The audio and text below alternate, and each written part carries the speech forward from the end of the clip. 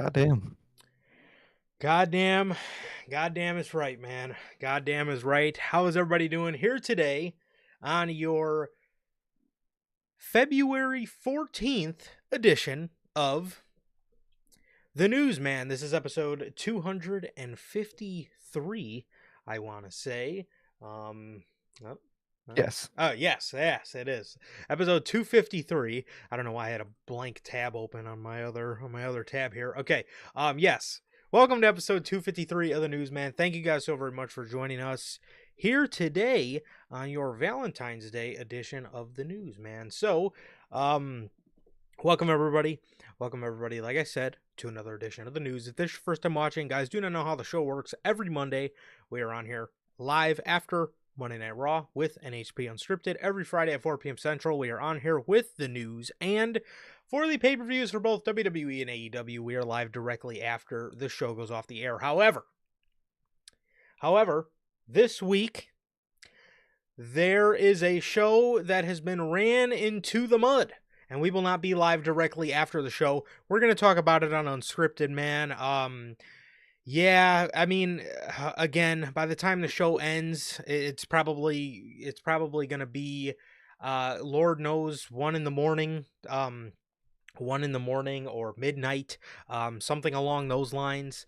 But, so we will be talking about it on Unscripted, man. It just, no hype around the show. We went over most of it last week. No hype around the show, and again, the 21-hour tape delay. It's going to be no fun. There's going to be no, immediate post show. That's what we love about the post shows, right? Something like what happened at the Royal Rumble happens at the Royal Yeah. Rumble. Big controversial ending. Boom. We like We talking talk about it about it. directly afterwards with you guys. The show's going to be spoiled. It's AEW genuinely sucked the fun out of the show entirely. But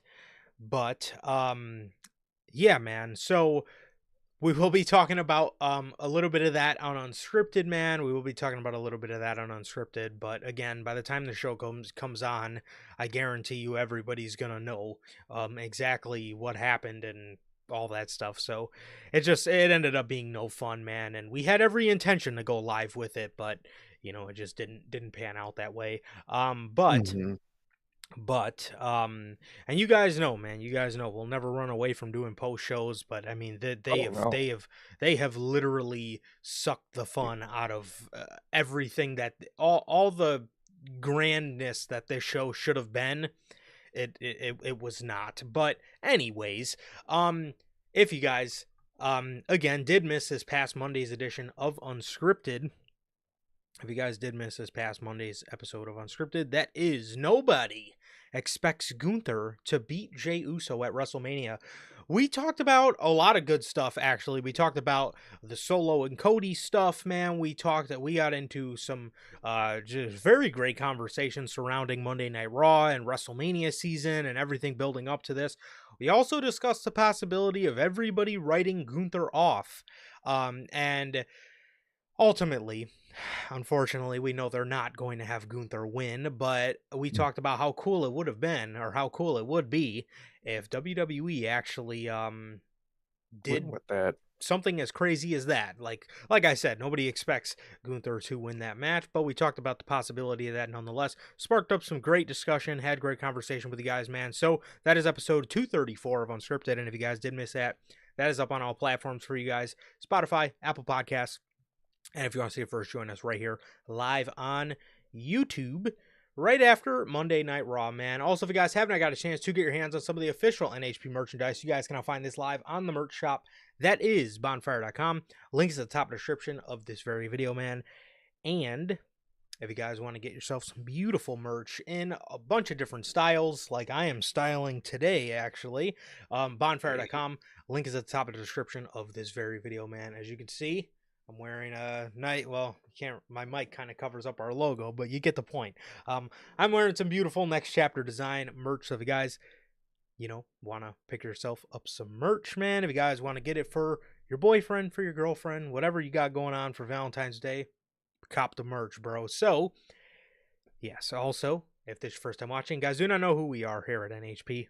I am Johnny, one half of the host of this very podcast. And on this special version of Valentine's Day, I'm going to turn it over to the love doctor himself. We got my man Sir K here. How the hell are you, bro? I'm doing good, man. I'm doing good. I'm trying to find that love doctor. I don't see him around here, man. But I'm doing good. I'm doing good. Just been good. Had the dentist today, so that's always fun. Um, but other than that, man, it was super normal day, and best part of my day is here, man. So I'm always excited, and it's been good, man. It was a good week. Yeah, I would say I'm looking forward to Grand Slam, but I'm really not. So I don't want to lie to you guys, but I'm looking forward to Elimination Chamber and kind of Revolution, I guess I could say. But overall, exciting stuff coming up, man. Very exciting, very interesting WrestleMania season we are in, which love to be in. It's so confusing, head scratching at some, but still fun as hell to experience. So I've been good, and everything's been good, man. Like Durante always asks, how's life?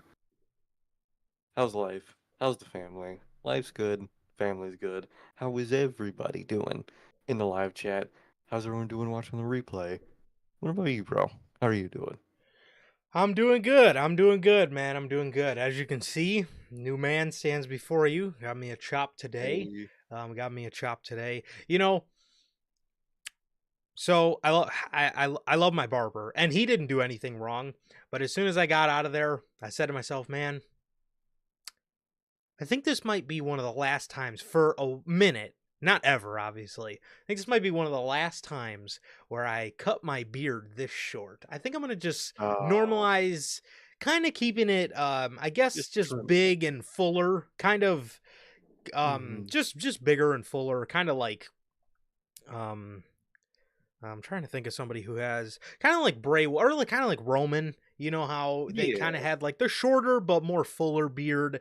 I think I'm gonna start doing that, man.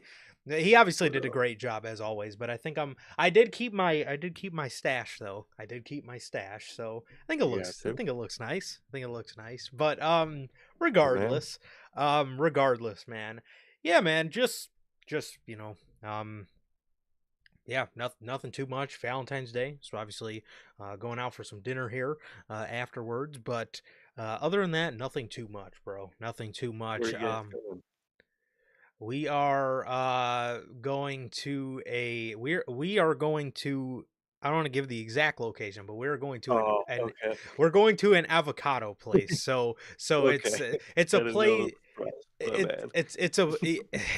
it's we're going to an avocado place, so it's like all the food there in some way shape or form has like Yeah. avocado incorporated into it. So Yeah. obviously me and the missus love us some avocado, so i'm excited Really? i'm excited nonetheless. But yes, I hope everybody's doing great here on your Valentine's Day. And if you don't have a Valentine, maybe you'll find one soon, man. Like the love doctor himself here right next to me. See, he's rubbing his eyes and stuff. He's been drooling all morning. I Um, haven't. I wasn't so anyways, accidentally. My mouth anyways, is so droopy. none of your nonsense. Blah blah blah blah blah. No, no, Do you? no, we don't. We don't want to Hey hear it. man, We don't want look to to the hear it. day. We know the reasons. So anyway, Yeah, I was um, so as Durante always asks, I'm good. Family's good. What about you, Durante? Logan and the returning Bell. Bell, you know, sometimes I think to myself when you're giving me a hard time, you know, maybe, maybe Bell could take a hiatus. Mm, You took a hiatus, and I can't lie, just a tiny bit, a little bit. I might have missed you. I wow. might have missed you, Bell. Wow. We've came a long way. Um, But she says she wasn't here last week because she was going through something. Well, Hope to everything's good. yes, I hope everything's okay. I hope everything's okay.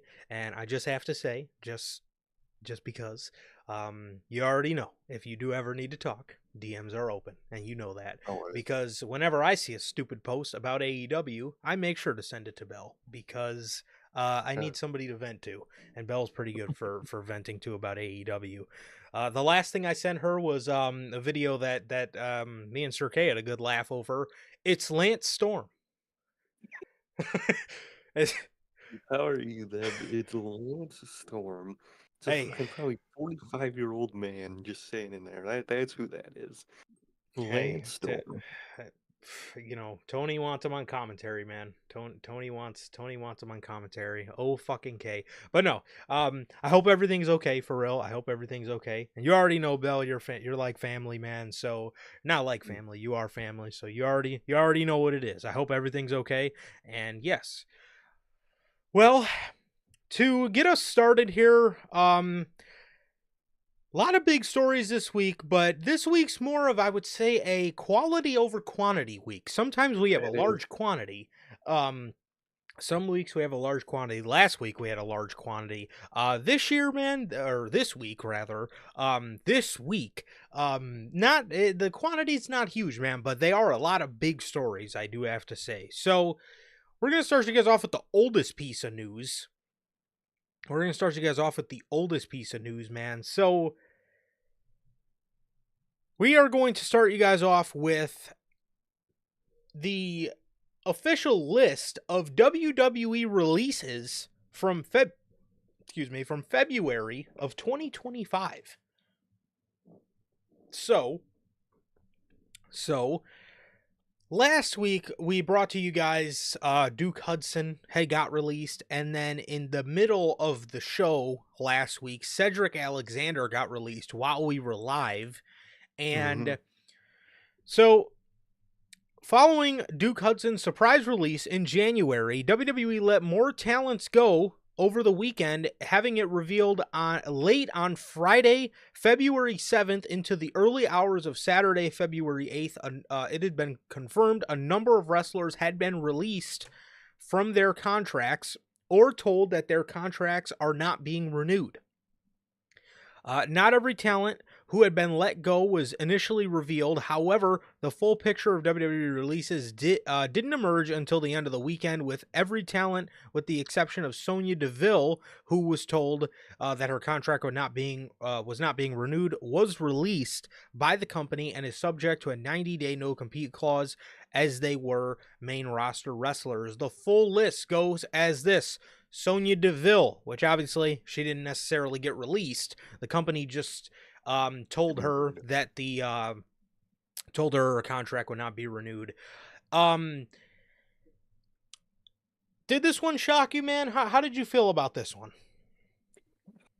The Sonya Deville one, I mean, it doesn't shock me, but it is unfortunate. I mean, she really wasn't bad. At the end of the day, we always gripe about, Pure Fusion Collective and whatnot, but individually, all those women are actually really good. It's just that collection of that group that just didn't work at all. And if you had to say anybody was the weakest link of that group, you would probably say Sonya. So it wasn't too shocking, but it is unfortunate. But Definitely. what about you, man? What'd you think about this one? Well, yeah, I mean, it's Sonya Deville's whole WWE career for me is a very unfortunate story Yeah. because right as she started to get her footing, I felt on the main roster, which obviously, as we all know, that that feud with Mandy Rose. I thought a lot of people Mhm. took a liking to her, and I thought a lot of people were excited for her, and I felt like she was really starting to come into their own, or she was really starting to come into her own, and then all that stuff happened, and obviously I don't blame her, but she was taken off of TV and obviously took her long hiatus, which is completely warranted. But, it seemed when she came back, they never really used her much outside of that, like, co-GM role with Adam Pearce. So, there was that, but no, this one didn't really shock me much at all. This one didn't really No. shock me much at all. So the next three on the list are Akam Razor and Paul Ellering. Man. These guys were in a faction, and they were also a tag team. And good God, how you feeling about this? This one was one of the most like, what the fuck? Why would you do this one type releases? I mean, you need fucking tag teams, and this is a fucking great tag team. So I get it. The faction didn't work out. Final Testament, that shit was ass. It just didn't work out. So why wouldn't you not just split them up and let the tag team be a tag team and let Cross be Cross? What I really don't see the gain in releasing AOP. I thought it was completely stupid, to be honest. I think you still could easily use them. They still were great in their roles. They still wrestled like they did back in NXT. They still like it. This is probably one of the most like confusing and just the dumbest ones in my opinion, man. But what about you? Yeah, you're gonna see this a couple times here on this list of people being released that I thought were, I honestly thought when it came down to it, I really truly felt WWE didn't even give them a fucking shot. And No. AOP falls under that list, man. They came back and you immediately, I believe immediately put them in this group with, Karrion Cross, and you had them. I want to say they were immediately put with Karrion Cross, and these guys were a top act in NXT, and I thought they were really good as a big man tag team, as a dominant tag team in NXT. I thought they did a very good job, and then obviously Paul Ellering being there, they came back, and again, man, it seemed like they were never given an opportunity, man, and now, they're being released, and again, sure, the Final Testament didn't work out, but honestly, in a state of WWE where you need tag teams, I thought this was one of the more stupid ones on the list, just because they were on the same roster as the War Raiders, and that was a huge match Triple H wanted to do back in the heyday of NXT.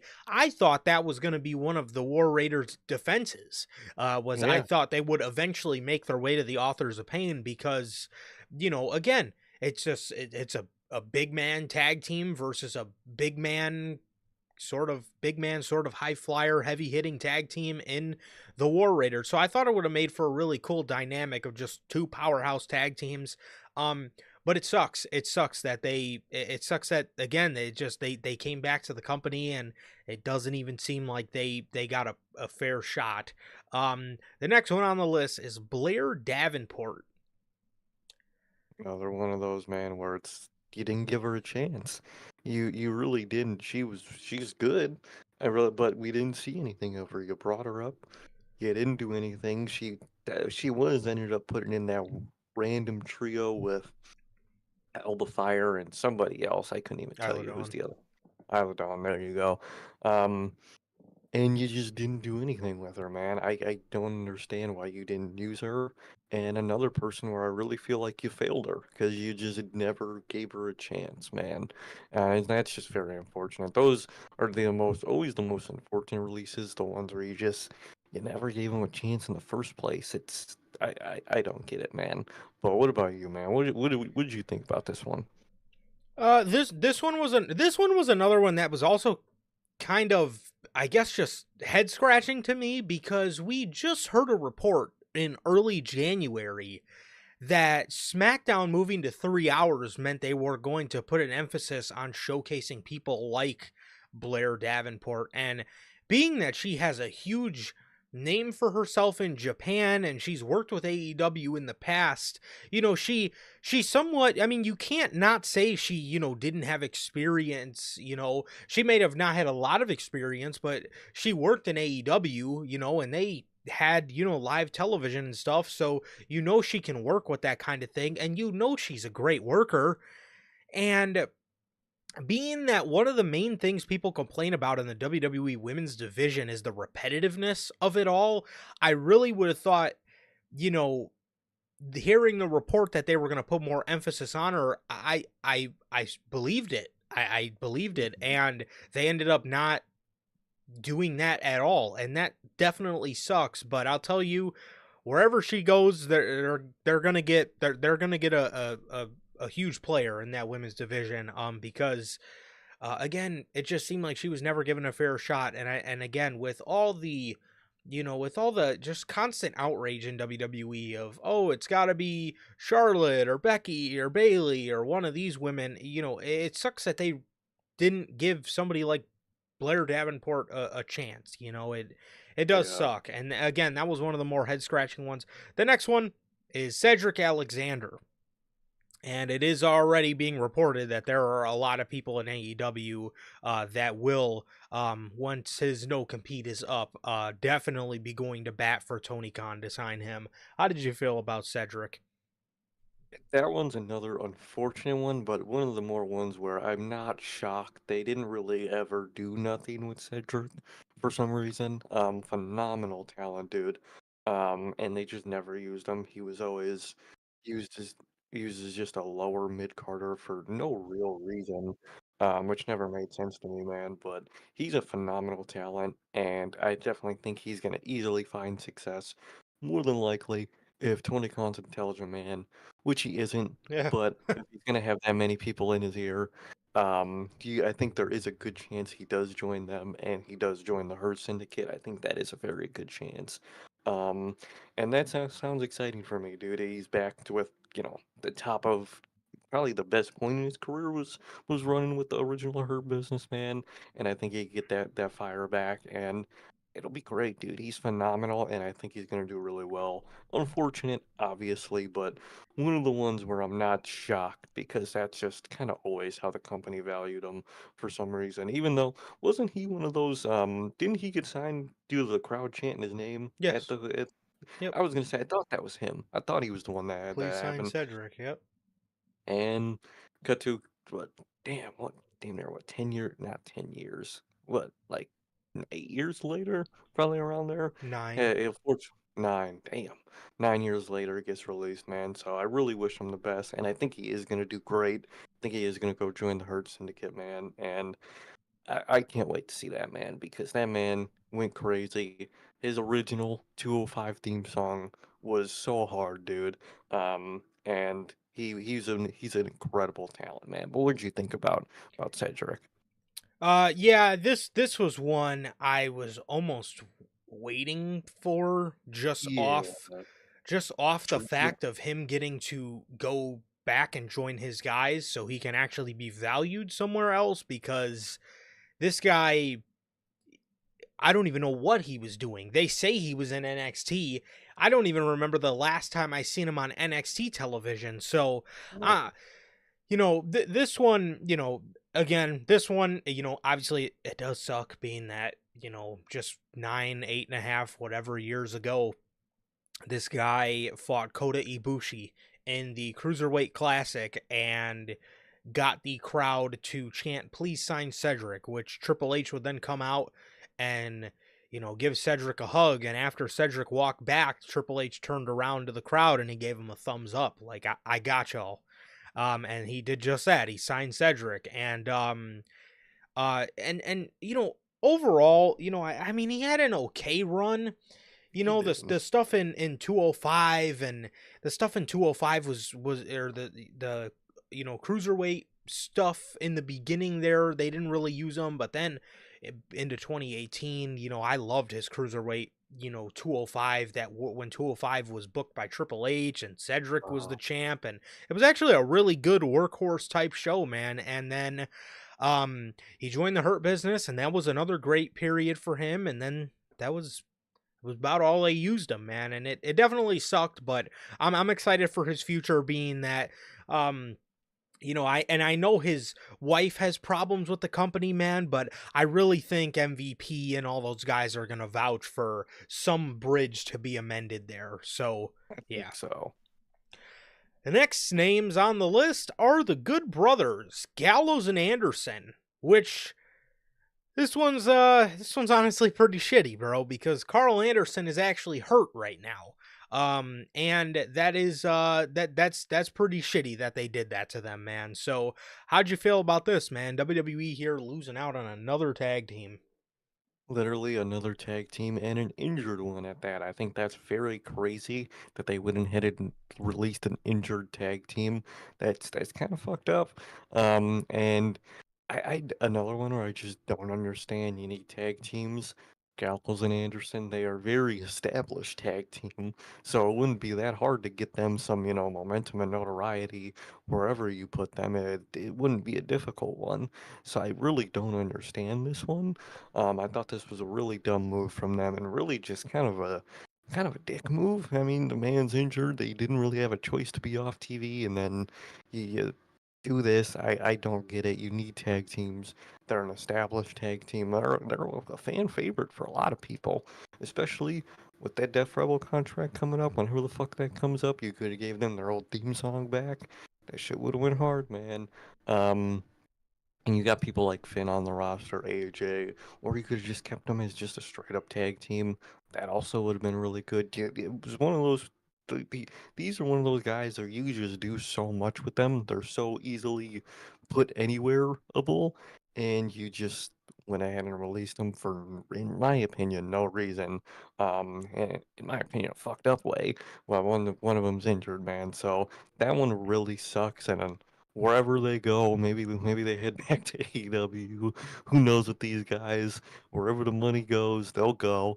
You know these guys, man. So wherever they go, I think they'll do fine, man. Whether it's Japan, AEW, something else, um, TNA maybe.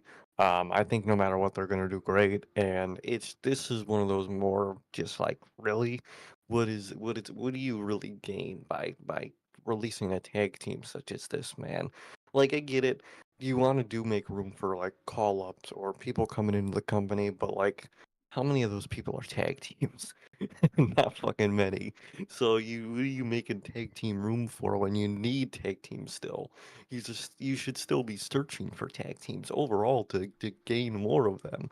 Don't understand this one. I thought this one was kind of the most fucked up one, and it's just really unfortunate this has happened again. And for Luke Gallows, dude, this gotta be a record. This has to be some type of record.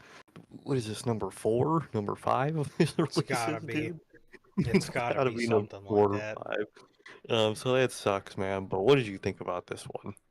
Um, Again, man, another team that came back, and Triple H rehired him, and they ended up doing nothing. And it sucks, man. It sucks, especially again in a stage where we need tag teams.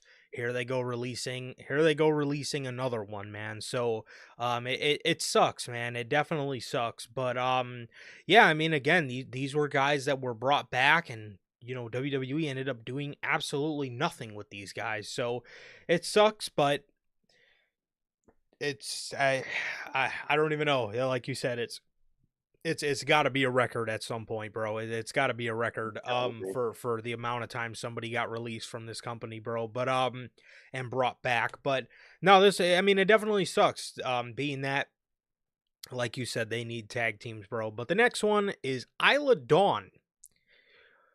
This one was interesting because Alba Fire was not on here. They just released Isla Dawn, so only one part of the unholy union. Um, which I forgot to mention when we were talking about Blair Davenport. There was also reports of they wanted to either put her with the Chelsea and Piper group, or they wanted to put her with the Naya and Candice group, and then they ended up just releasing her. So just to, I guess, make that even more unfortunate. But Isla Dawn, she was a part of a tag team, and they were not featured at all, and they are individually, and I thought as a team they were both pretty good, and never went anywhere, and it sucks to see, man. But how did you feel about this one?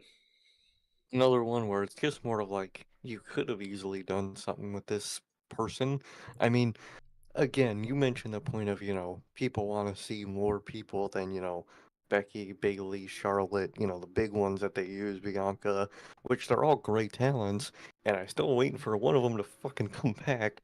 But it's a thing where you have all these women that we don't see that are in terms of, to the general audience and their use by WWE can be very new, and I don't get the point in releasing them. It's like none of these talents are bad at their jobs at all. These are good talents, so why are you not at least giving them a chance, throwing them out there, see what sticks, and going from there, but you're just not doing that at all. And that's just very head scratching to me. You have all the opportunities to have future people to the level of the same five women you only use, and you're not even trying. I think it's very head scratching for me, man. But what about you? Yeah, I honestly with a lot of the with a with some of these women, I honestly think it's because they I Only really value the big ones. yeah, I honestly think I think they look at NXT right now, and I think they see a very good women's division of names they can pluck from. So they decided to, just kind of push these ones off the cliff. But I could see that. I could very well see that being the case. But again, just off of how good the NXT women's division is. But yeah, I mean the ones that just really boggle my mind on here are the tag teams, bro. I don't get that. But speaking of somebody who's in a faction, Elektra Lopez, the manager for Legado del Fantasma, has been released from the company, man. Thoughts on this one? I think it's another dumb one. She was such a great piece of that group, and just another layer on the you failing him and his whole group cake, if I've ever seen one, dude. I mean, first of all, you called them initially up without her. You did a segment where he said he was taking them all with him, left her in NXT for a couple months for some reason, finally brought her up just for her to end up getting released, and you booked the group like shit. I don't know what Can't make Triple it H up. is doing with this group, man. It's stupid as shit, man. And another one that's just dumb to me. I don't understand it. But what about you? I I wanna I wanna sit here and say she was a great part of that group, but Legato There's no great. is I was Legato is just absolutely I would tell some of my friends back in 2022, yeah, late 2022. I remember telling some of my friends, man, like, dude, when Legato first, looked like they were going to be leaving NXT, I was like, dude, you guys are going to have to fucking watch out for these guys when they come up to the main roster. Joaquin, Raul Mendoza, Santos, and Elektra Lopez. I thought I genuinely thought they were going to be trouble, bro. I thought they were going to be trouble on the main roster. They ended up being troubled, but I thought they were going to fucking be trouble, man. I really did. I thought they were going to be they against the D'Angelo family was one of the fucking that was some of the most entertaining shit in NXT from that year of 2022. That was some of the most Mm-hmm. entertaining shit from that brand that year, and I was just like, dude, this group just is just oozing cool factor. They were. Then they called him up without Elektra Lopez, and then they added Elektra Lopez back to the group, but it wasn't the group. They No, took they let Raul and Joaquin go with Ray, and they put Santos with Humberto and Angel Garza, which is a great tag team, but that's just not Legato to me. I don't know. It no, just again they're a great tag team, and the group could have been dope, but the whole point of the creation of del Fantasma was, they wanted to be called LWO, and they yeah, told Santos no. Like or I think Santos told them no. Like, I want to do something different. I want to, we can have the same type of logo, but I want to do something different. They did something different just for them to eventually do the they did. LWO thing and go against everything Legato was created for. It was doomed from the start. And again, this one, it should have shocked me because Elektra was a great part of the group, I thought. But, um, eh, it didn't shock me because they did not use her at all. And the last one, Giovanni Vinci. And no one to no shock at all, man. We literally said it the day they split them up. Dude, This is what was gonna happen, dude. I mean, dude, even back in NXT, he really wasn't valued. And then Imperium happened. He was finally valued, cut all the way up until they started doing that weird thing where Imperium would always just shit on him for some reason, and then they kick him out. And then that was it. It was from that moment. He went on his own. He had one. I think he literally just had the one debut match under his fucking Um, Pitbull character. he had another match the next week, but he still lost. So, Literally 2 matches under a whole. Dude, they aired fucking vignettes for like 3, 4 weeks. As this fucking Pitbull millionaire gimmick. And then loses 2 matches. Never seen again. Release, dude. He's one of those. There's always those names in any batch releases where you're like, damn, I can't wait to see that fucking interview. I cannot wait to see that Chris Van Vliet episode. oh, you already Um, know. You and already this know. this, this is the big one of it, dude. It's like, what the fuck happened? I, Why is he is a phenomenal talent, dude. That man can go. he's better. Um, he's better than Yeah. fucking Okay, Logan. so I'll let you finish up. I'll let you finish up. Oh, I was basically done. It's not shocking, but it's the most logically shocking one because it's the most like what the fuck happened this whole time type of question, man. But go ahead, man. Go ahead. Okay, so when he was in NXT, he was one of those mad, like underrated work Mhm. rate guys to the point where you're just like, man, I really want to see this guy get used. Pretty bland, but I want to see him get fucking used. I would love to see them do something with him. They formed the tag team. I don't know if you guys remember the days. The real OGs remember this. They formed the tag team of the European Union with Kaiser and Vinci. They were not Imperium yet. Lord, They were the European Union. They were a great tag team. They were a oh yeah. really fucking good tag team. Then they end up putting these guys with Walter. Now I'm like, holy shit. They're finally letting Fabian Eichner get his. They're finally letting him get his shine. And they go through NXT. They do pretty well for themselves. They go to NXT America. They do pretty well for themselves. They get called up, and there's no Giovanni Vinci. And it's like, what? What the fuck? And then they end up bringing him back. You're like, okay. Character wise, he's about as bland as you can get. Okay, I Hmm. just unfortunately, and then he fell to this Triple H thing of all you are is a nickname. I remember they used to always call him Baldy. And that's all he ever was in Imperium. He was Baldy. Similar to how Pete Dunne is just Butch. That's just his gimmick. His gimmick is people calling him a name. Right? That's Yeah. basically what he exists for. And I remember that everybody would just call him Baldy. He was pretty bland. If I can say one thing about Kaiser that's better than Vinci is Kaiser has facial expressions. He has personality. He has an Yeah. unlikableness to him.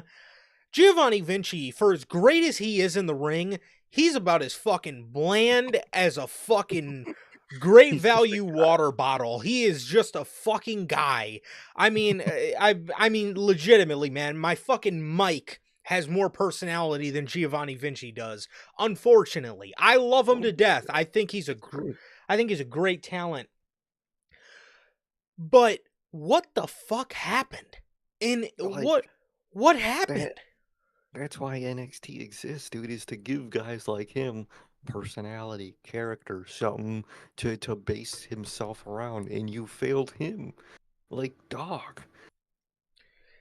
He was in NXT for a little bit as a singles where he had like a picture gimmick. He just like took pictures throughout his entrances. He was like just a rich Italian guy. I guess just out there wearing Gucci, just Gucci trunks. I don't know. That's what they had him doing. But then, man, they they broke up Imperium.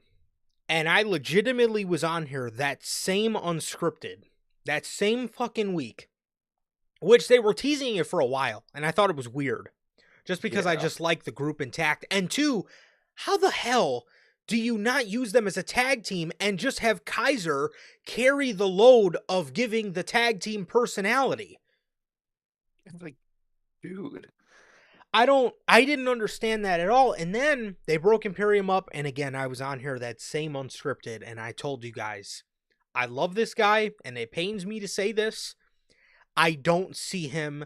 My prediction was I didn't see him ever coming back in this company before they No. released him. I'll tell you this because they did it with John Morrison. If they ever break up a tag team, if they ever break up a tag team and the guy that gets turned on, if they don't even care enough about you to have that guy get his lick back, he's never You're coming done. back in the company. And we seen it with John Morrison. The Miz turned on him. He never got his lick back. The Miz went to film something, and you just knew. You seen the writing on the wall. He's done. And with Giovanni Vinci, the same thing happened. They turned on him. He never got his lick back. He moved to SmackDown. And I never expected him to be back. When they aired those vignettes, I said to myself, this means either one of two things. They're going to debut him and go nowhere, or Triple H actually really fucks with him and really wanted him to get away from Kaiser so he could do his own thing. And obviously it was Oh. the first one. So Mm-hmm. that one fucking sucks, but it comes to the shock of absolutely nobody. No. And that's the list of WWE releases, man. Like I said, a lot of this group, again, it's not necessarily shocking, but there are a lot of head scratchers on this list because it's just, how the hell did you not do anything with those people, and or why are you letting more tag teams go? So Yeah, most definitely, dude. I just don't understand a lot of these. I think there was better names you could have put in this, but I really don't understand this list of releases. Some of them, I'm like, okay, not shocked, but a lot of them are just like, what do you really gain from this one?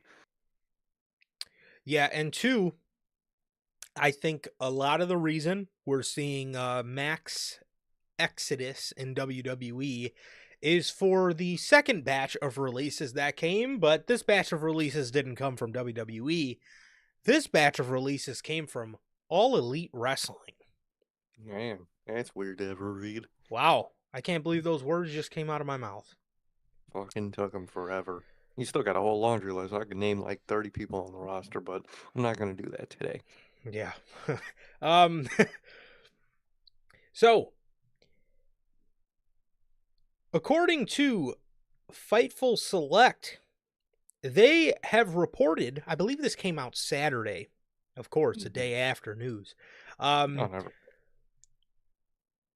Miro and Ricky Starks have been released from their AEW contracts, as well as Malachi Black not being released, but his contract as of February the 9th has officially expired.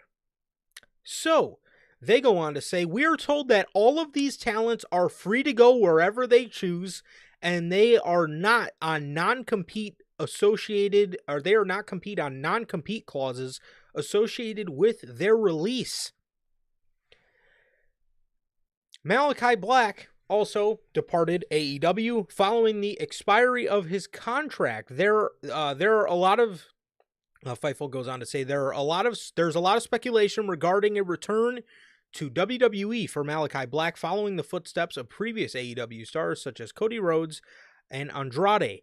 Miro, too, is somebody the fans feel was never given a sustained push in WWE despite becoming very popular amongst the audience. The lack of non-compete clauses is most prominent in the case of Ricky Starks, which obviously you guys know this article was written before Tuesday, where they didn't know where they didn't, I guess, watch NXT. That fast. Um, Mhm.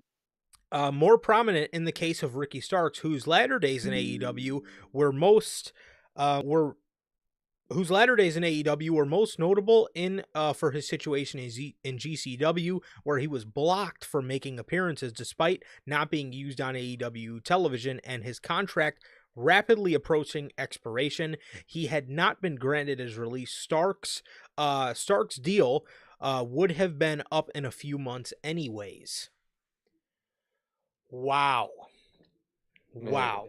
3 names released from AEW, and we actually do have a little bit more, I guess, regarding AEW releases. But as for these three, talk to me, bro.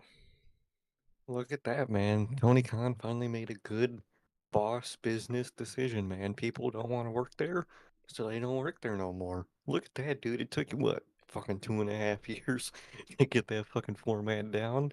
Um, I think it's a good move, not only for them, but for the company. I think it all works out. Obviously, those guys just didn't want to work there for very obvious reasons. Ricky, obviously, he, did so much for that company only to never really be used, and he would offer like, "Hey, obviously, what do you guys want me to do?" Never got a call, and got frustrated, and he's out, man, and good for him. Obviously, we all know where that led him. Didn't think it'd be that fast, but um, they're all unfortunate cases, but I think this is a good result for both companies. Miro, there was those reports of him rejecting certain stuff, and that putting a bad taste in, the company's mouth. Even though, Yeah. if you look really deep in the context of it, I probably would make those fucking same decisions if I was Miro or have that same sentiment. So context does matter for those Miro ones, and I completely understand them, and I'm very happy for him too. He was phenomenal, dude. The Redeemer was so Ugh. fire. He went incredibly hard in that role, and they ended up failing him, dude. And now he has all the chance in the world to value himself into something else and come back even better. To wherever that may be, which might have a location in a Yeah. little bit, Yeah. so we'll tell you that. Yeah. Yeah. Um, and then, dude, Malachi Black, which isn't technically a release, like you mentioned, it's just not, his contract is up, so then, he obviously didn't resign. Good for him. Also, he had a group. It was he was the most obvious because we knew his contract was coming up. They rebranded his old group into something without him, and then all made them all lose already. But that's more of a Monday topic. But Malachi Black, phenomenal talent, came in the company, all the momentum. Everyone was so hype. Oh man, they got Malachi Black. They see him as a top guy. They're going to use him. And then his AEW career happened and just wasn't used, was used as a tag team guy for some reason. Very, very misused and underappreciated. So I'm happy he gets to leave. And I'm happy for all these guys. I think it's going to be a good career move for every one of these guys. And it's good for AEW, dude. People didn't want to work there for various reasons anymore, then they don't work there. Very simple process that wish Tony Khan would do more. Um, but I think it does nothing but benefit. They are overrun with just names as it is. So getting rid of names, big or small, which all these are pretty big in my opinion, but big or small, I think is nothing but a value for AEW at this point. And I think this is a good decision, and I hope this starts more of it from time to time with AEW. I hope this isn't a one-time thing, and I hope this happens when things get this bad with people. But very happy for both parties here, and obviously, I would wish everyone the best, but I think we already know the best entails for one of them's already guaranteed. We've already seen some of it, but I think no matter what, the best is entail for all of these guys. But what about you, man? What do you think about this, and what do you think, man?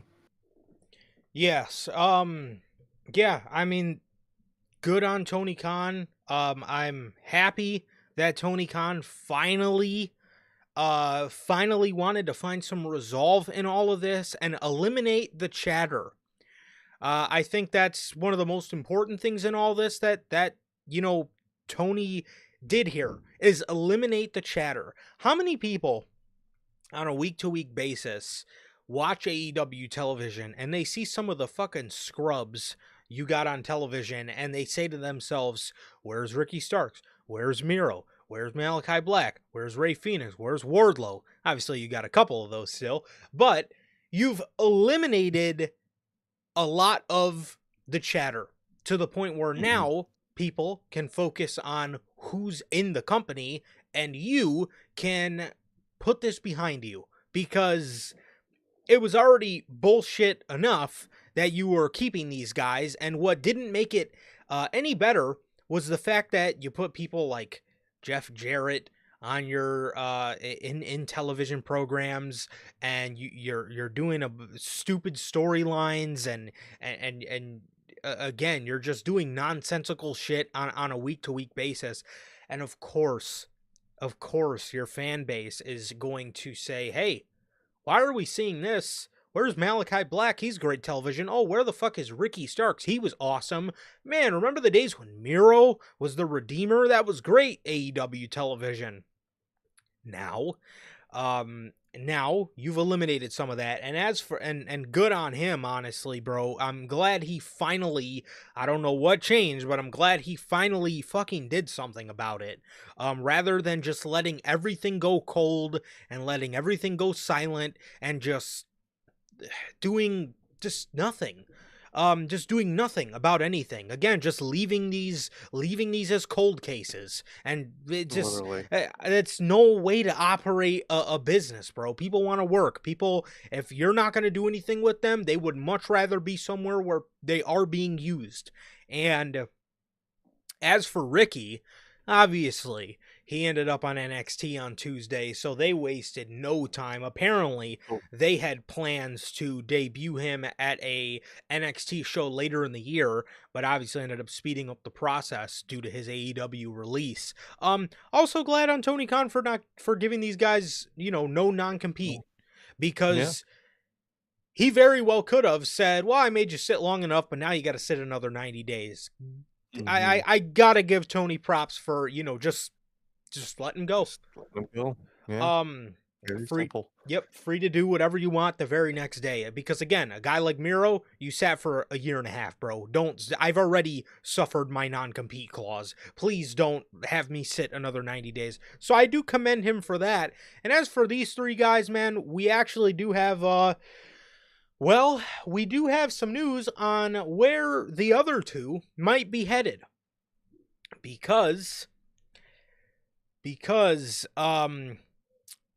it is being reported that, according to the Observer, WWE Creative has reportedly already been discussing Malachi Black and Miro with the belief that they will both be in the company very soon. And goddamn. Love it. And obviously, that comes off the back of a report going out from the Observer as well, that Rusev is expected to re-sign with the WWE very soon, and obviously, we all know, I'm sure, if they're already discussing creative for him, I would not be shocked if both of these guys were already signed to WWE. Miro is interesting. I don't really know Mm-hmm. where he fits right now. That was the thing I was gonna ask you, man. Where do you think he fits? Because I have no clue where he might fit. I genuinely don't know. I would think I'm gonna have to trust Triple H in this one because I have no clue. I'm going to assume they put him on SmackDown I would think. because oh, I don't know, dude. There's just well, weird. There's I Mhm.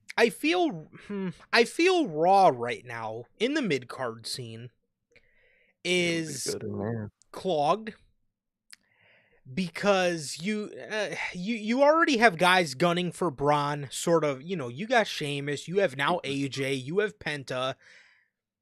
That's Nakamura's Braun. not doing shit. Nakamura's not doing shit, and I honestly think, but that's the tricky part, because I feel you put Malachi on, or you put Aleister Black on SmackDown. You Yeah, put I Miro do. on SmackDown too. I mean, you could have him fight Damian Priest for, one reason or another. Mm, But, I mean, I guess he could get his, personal lick back maybe. But, don't. I don't know. I'm kind of lost with Rusev. I really, and here's the thing. I think Rusev's great. I think he's awesome. Is WWE bringing him back, though, just to make a couple bucks off Rusev Day? Exactly. I wouldn't be shocked. I genuinely, that would be day one merch that we would get when he would come back would be Rusev Day merch, and they'd try to play it up, but like he's different now. He was the Redeemer. I'm not saying he has to come in as the Redeemer, but he's proven he could do different stuff, man. And I would like it to be at least semi original. But I feel like they would love to capitalize on that. I mean. Look where Yeet got Jey Uso, man. You can say all that argument you want, but Yeah. yeah, but it's very weird with Miro because there's so many spots that have been filled on both shows, man. On Raw, you got that whole mid card scene. You still got guys like Dragunov and Bronson Reed that are Yes. still Oh gonna come yeah. back Yep. and run shit. On SmackDown, you'll probably have Aleister Black coming back in that fold, and then you still have guys like Carmelo, fuck, that you really aren't using correctly. You got Andrade, which I mean, I think they're building up to be put with Zelina Vega again, which is good, but still, you got a lot of people on that show. Yeah. Go. I think I could tell you where Aleister Black goes. I think it is SmackDown. I think it is in that general upper mid card to obviously main card role where it's available. Let him take that pre spot for the love of God, please. Let him take that pre spot. Oh man, please. But The priest spot at WrestleMania, or just the creepy guy? no, of just being one of those main card to give Gotcha. Priest his main card spot, and then I would bump Priest even lower to lower mid card in my opinion. But that's Yeah. just me being petty. It's just me being petty. But it's confusing for Miro, man. You could do a lot, but I have no idea what you could do. That's one of those where I might just have to let the company cook because I don't know. He looks to be going back, and if he does go back, I don't know. If he doesn't go back, I could tell you what he could do. He could go to Japan, be a beast over there. Go to TNA, be a beast over there. But for WWE, and that is where they think he might go, I can tell you what he does. Yeah, Miro's definitely a tricky one because, like Bell's saying, I was also uttering the same sentiment. I thought Miro would end up in Japan.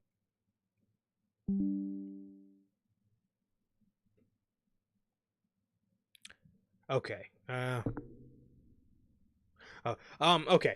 So yeah, Miro's very tricky, man. Miro's very tricky. I don't really know where you slot him. And again, like Bell is saying, man, I very much so uttered the same sentiments of Miro wanting to, Miro maybe going to Japan.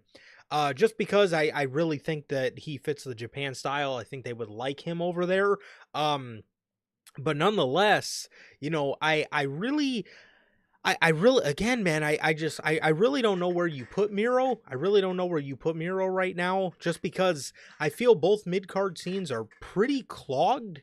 I feel they're both pretty clogged at the moment, man, and I don't really see a spot for him, man. And one thing that um, worries me about Miro is WWE just bringing him back, like I said, to just clock in some more money off some Rusev Day merch and not really having much of a plan for him.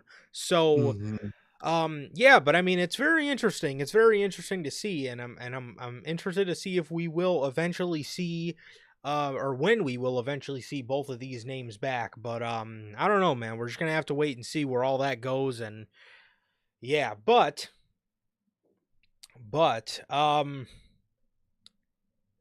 speaking of Ricky Starks, obviously as we all seen, Ricky Starks has popped back up in NXT or popped up in NXT on Tuesday.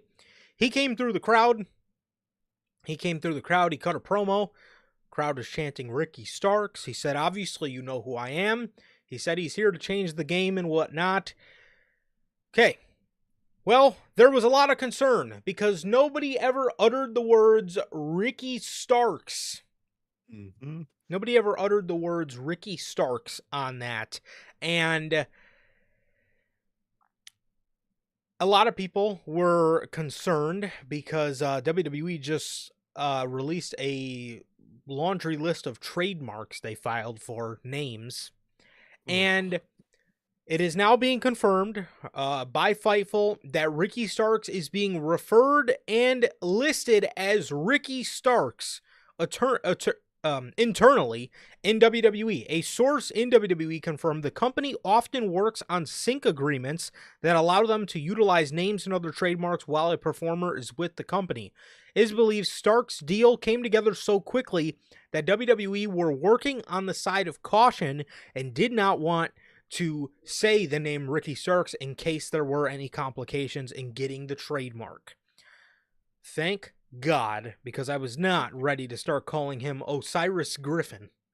No, dude, those NXT names they come up with are always the worst thing. You ever see those skits of the like the football for college football player names, and it's just the most obscure fucking shit ever. Yeah, That's what those NXT names feel like. They are the most like, what the fuck is that name? Shit ever, man. So glad he didn't get one of those names, and I'm glad he's coming in as himself, Ricky Starks. I'm glad the situation makes sense. They didn't have enough time to, obviously get that set in stone, but he's gonna be Ricky Starks, and that's a good thing. That's his identity. He keeps his identity, and identity means a lot, man. When they just go and change people's names into obscure things, even if we eventually get used to the name, it always just rocks that just momentum and just makes everything weird at first, man. So I'm glad we don't have to go through that with Ricky, and he's just gonna be a straight shooting man, which I'm excited for. me too. Me too, man. So the yes, I am glad he is keeping his name as Ricky Starks. But WWE has filed trademarks for several names. Once they Oh put god, this out, a lot of people were very concerned that Ricky Starks would get one of these names, and I'm about to read them off to you. But yes, Bill, we were right. He definitely was.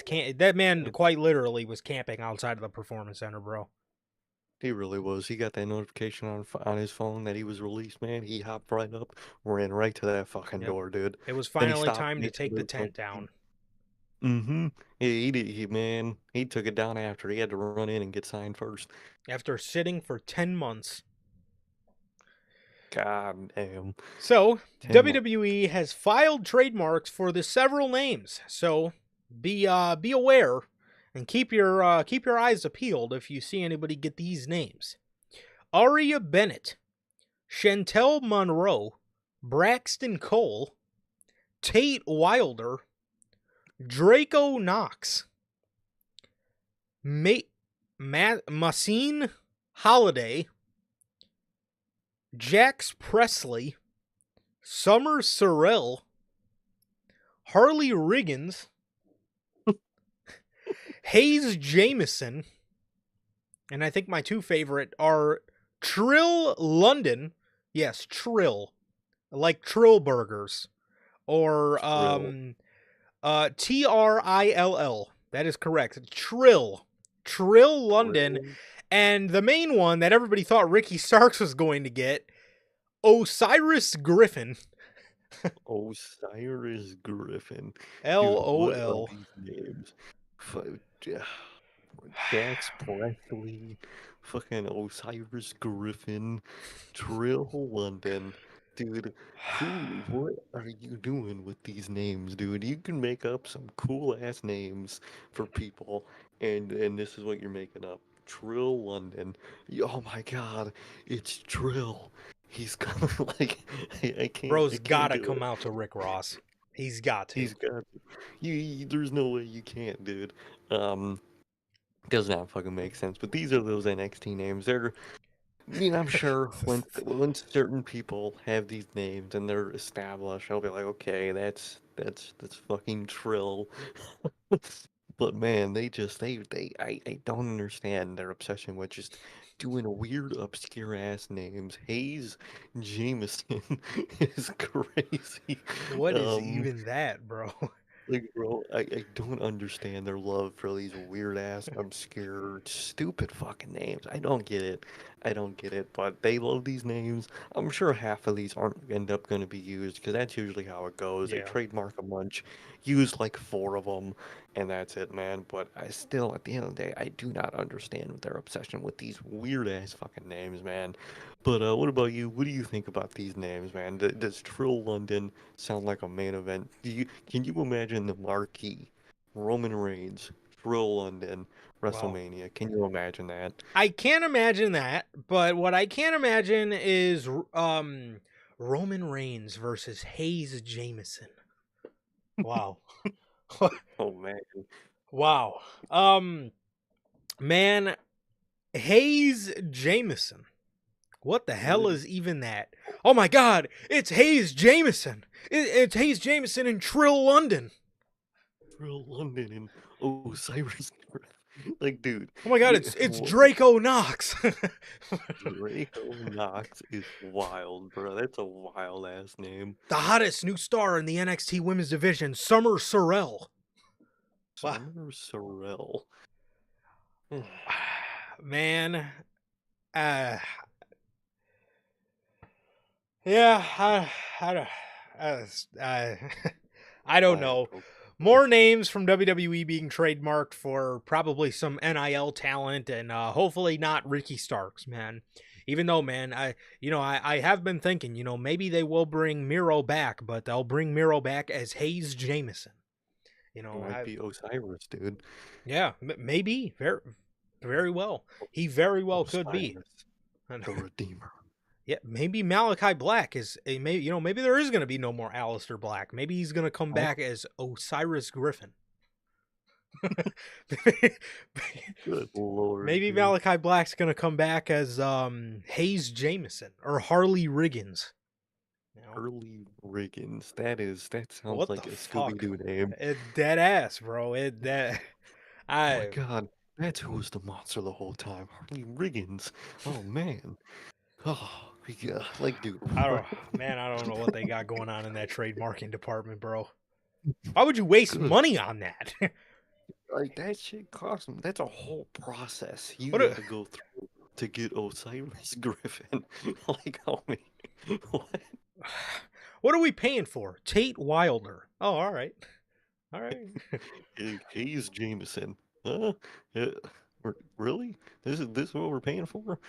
Uh, Good hey, lord. it's their money, I guess. I don't know what they got going on, bro.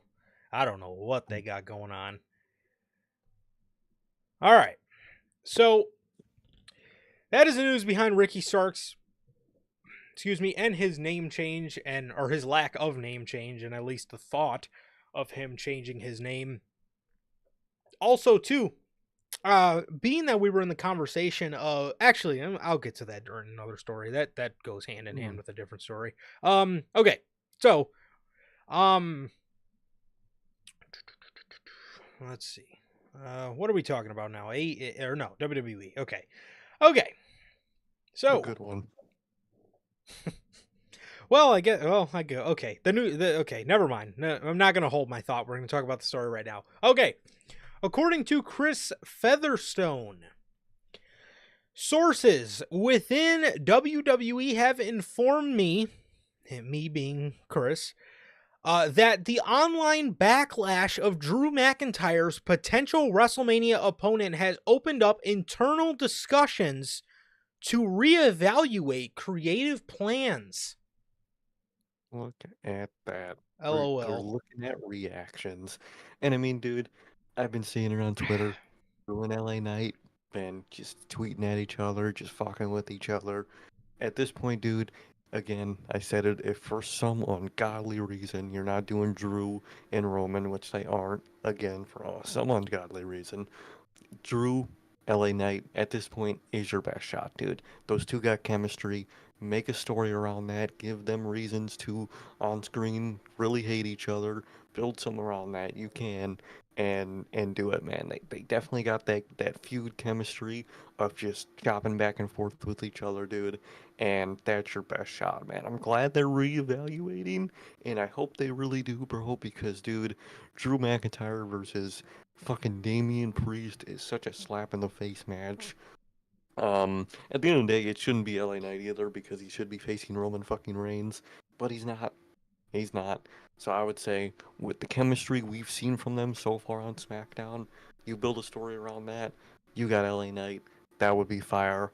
And you got something better, in my opinion, than a Damian Priest match, dude, because that is just sounds like the lowest of the low.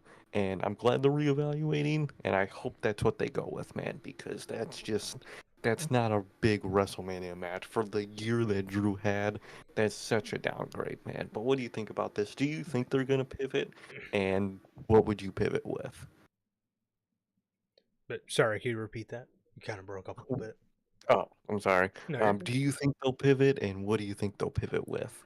I think they need to pivot. And Mm. judging off what, some people may be pushing for in the company for Cody, I would love for them to pivot to what was supposed to be, I thought, Drew McIntyre versus Roman Reigns. But you've almost effectively put them on separate brands to now you have Mm. to work with what you got. Now, I was originally going to say maybe for WrestleMania, maybe you did something like a Drew McIntyre versus an Aleister Black. But there you would kind of be booking yourself into a corner because if you think about Okay. it, yes, Black, I wouldn't recommend him losing. And I would not recommend Drew losing if he's about to go on to win King of the Ring. Because, and see, WWE pivoting is something that absolutely needs to happen. I'm afraid that it won't because they have Yeah, already announced Priest for a qualifying match in the chamber. I'm Damian Priest sure. is going to be the fucking odd man out in that elimination chamber. Being in there with all those superstars, and then it's just him. Damian Priest and Drew McIntyre is not a WrestleMania story. I've been getting it all week. The angry Damian Priest fans. Well, what's so bad about Priest and McIntyre? The It's fact nothing. it's a nothing match, and Damian Priest is not that guy.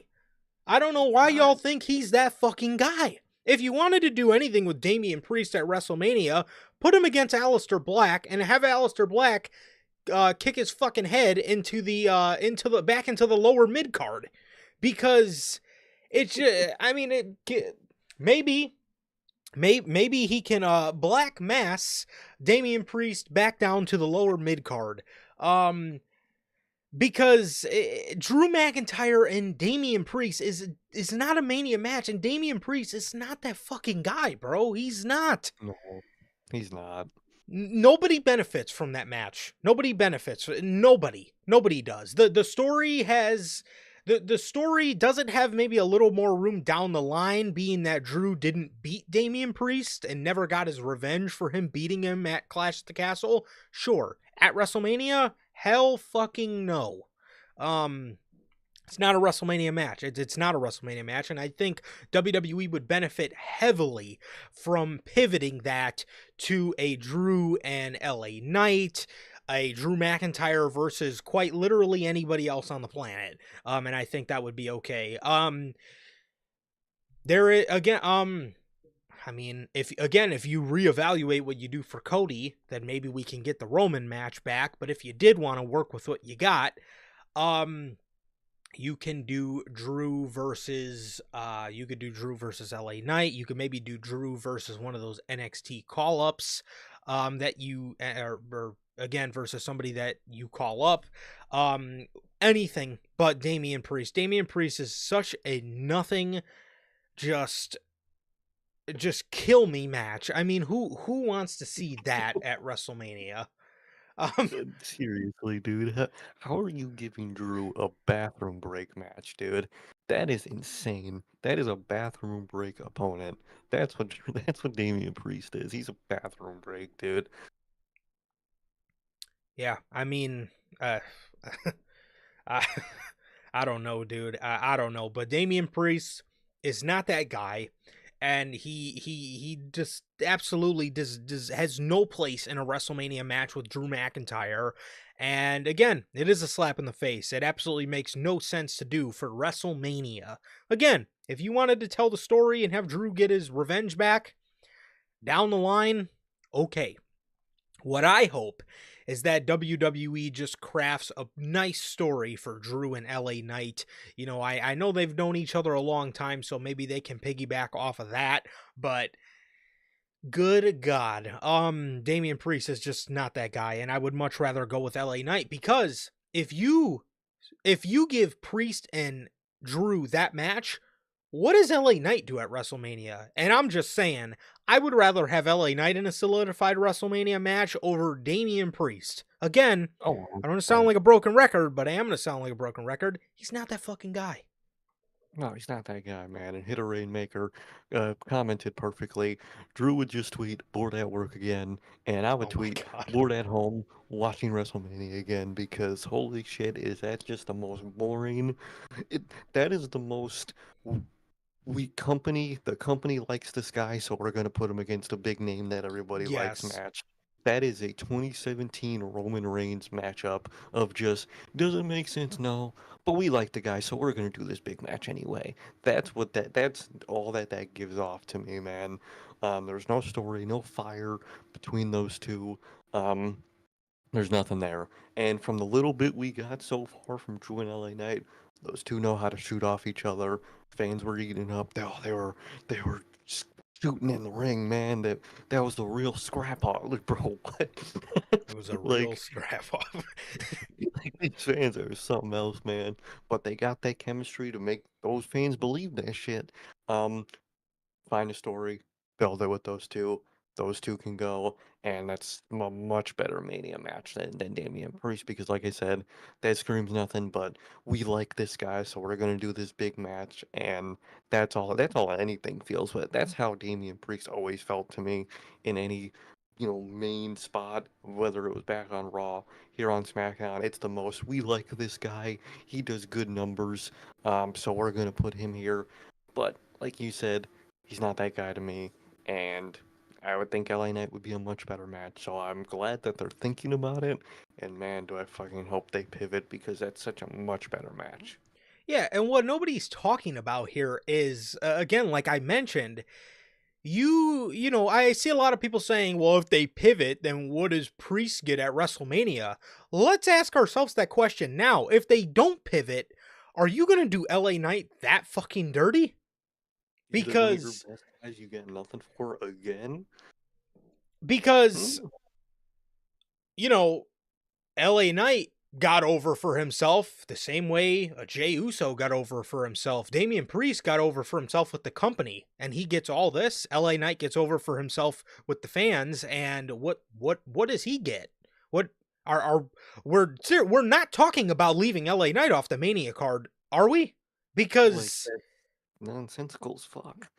if you ask me, as if you're looking at those two guys, let's take this all the way back to Money in the Bank 2023. If you're looking at those two guys, Damian Priest and LA Knight, if you're talking about a guy who I would much rather market, are we really not fucking choosing LA Knight because the company likes Damian Priest for God fucking knows what reason? Like, dude, he's not. I could get into, but he's not cool. He's not tough. He's not from the streets. Even though he says he is, he's not that guy. And he's just, yeah, he's just one of those guys where you just clench your teeth when you watch. You just hit one of those, man. It's just every time he talks, every time he tries to look cool, it's just, dude, this isn't working. This isn't for me. Um, he's one of those guys that a bunch of dudes in suits and ties. They think he's tough. They think he's cool and from the streets, so they're gonna use him because he's cool in that role, and he's fucking not. I see right through him, and that's all I see when I see Damian Priest. I see right through him, man. So I think LA Knight is a much better match, and the potential of leaving him off Mania is just insane to me, dude. Yes, leaving LA Knight off of Mania in place for Damian Priest is some of the wildest work I think ever known to man. However, according to WrestleVotes, backstage, well, we all know you have Okay. biases, okay? We all know Bell, you have biases with the Judgment Day, okay? you call out my biases back when Maxine Dupree was trying. And I was trying to give her the benefit of the doubt. You called me out, so I'm gonna call you out here. That ain't gonna work. You called me out. I gotta call you out. That's not fair. Jeez. See, we're Um, trying at that time, man. I got it. no, no, just no. Okay, you're talking about how the company seen right through Damian Priest. I think we all seen through you wanting to give Maxine Dupree the benefit of the doubt. Um, Yeah, so come on. speaking more WrestleMania, according to WrestleVotes on the Backstage Pass, several within WWE absolutely prefer Cody Rhodes versus John Cena versus CM Punk at WrestleMania rather than Rhodes versus Cena or Punk versus Reigns versus Rollins. However, according to a source, those feelings are not shared by everyone, with the expectation that Rhodes versus Punk versus Cena will not happen. Hmm. This is Yep. interesting. Yep. This is the this is the first time we are hearing about this possibility of Rhodes, Punk, and Cena. How do you feel about that? And if you were to even do Rhodes, Punk, and Cena, what do you do with Reigns and Rollins going out of that? That's tough. On paper, dude, that's like perfect for WrestleMania. Those three would be perfect for WrestleMania on paper. And they could make it work, obviously. They could always make any story work, especially when you got those three guys specifically. Those guys can make anything work. But I don't know. I don't think it fits this year. Punk definitely fits in a world title. He fit right in with, facing Gunther, and you got that. It was fucking written in your face, and you had it, and you're not fucking doing it, and you fucking still want to do it, but you fucked your one chance up because Jey Uso. But on paper, that would be a really like good and sensible WrestleMania match. But this year, dude, Punk is so involved in Seth, and that scene on Raw where it wouldn't and he is involved in Cody, but like it just wouldn't make sense for him to actually go for Cody this WrestleMania season. At least for me, I want that to work. I think that overall can work, especially obviously mixing up with Cena would be fire. And he's such a main event guy where every time, whether he went up to Gunther, wanted to face Gunther, he goes and does it for Roman, or not Roman, for Cody, it's the most believable shit ever. I could believe it instantly that he could win the chamber and go face this guy because he's just that legit. But I think the way they built Mania up this year, I don't think that match would work for the other guys. Because with Roman and Seth, that's obviously a match you could do. But like, what does that do for either guy? First of all, who fucking wins that match? Probably to me, it would have to be Seth, which is the worst part because you can't really still make Roman lose at this point. That match is a setup for just you booking yourself in the corner of all corners. Um, so I like that idea. I don't think it would work this year. I think you scrambled everything so much where at this point, with the way you set up Mania with Jey Uso winning, you originally had to do Drew and Roman. Again, went through that. They're not doing that for some reason. Now, your only way is the match you initially planned with Seth, Roman, and Punk. That's your way out of all this. And, dude, everything's Mania is so fucked. They had the most clear, fucking perfectly put down asphalt road to go down with Mania, and they fucking chopped it all up and they're rebuilding it. They're gonna, man, it's so fucked. But overall, I like the idea of that, but I don't think it will work for this year's WrestleMania. The way they fucking spent this whole year of 2024 setting everything up, I don't think that would work. They could always make it work. They do have that skill. All those guys do have that skill, but overall, I don't think it would work. And I think they're now original, I guess, plan for WrestleMania with the initial triple threat of Punk, Seth, and Roman. I think that is the more sensible option. That's the more tying up loose ends option. Um, and I think they should stick with that. Again, sounds great. I think those guys would be able to make it work. But, dude, it's so scrambled with Mania this year. With any matchup, you always have to ask, well, what about this person? Where does that lead? And it just screws everything up. And I don't know, man. I like it, but I don't think it's in the cards for Mania, at least for me, sensibility wise. But what about you, man? What do you think of that matchup? Would you do it? Do you think they could do it? How would this affect everything? What are your thoughts about this? Well, if It's I'm, so fucked. uh, It's so fucked. I keep seeing the memes like Triple H. You had the Yeah. clearest map to WrestleMania, and like, what the fuck? Like, what, what the hell, man? Like, good God, I don't. You know, I keep seeing the rumors that like, The Rock, exiting WrestleMania, even though people are still trying to hold on to it. Um, it really fucked everything up. And the more time moves on, holy fuck. I mean, Fucked everything up. God, but it's It just, didn't have to.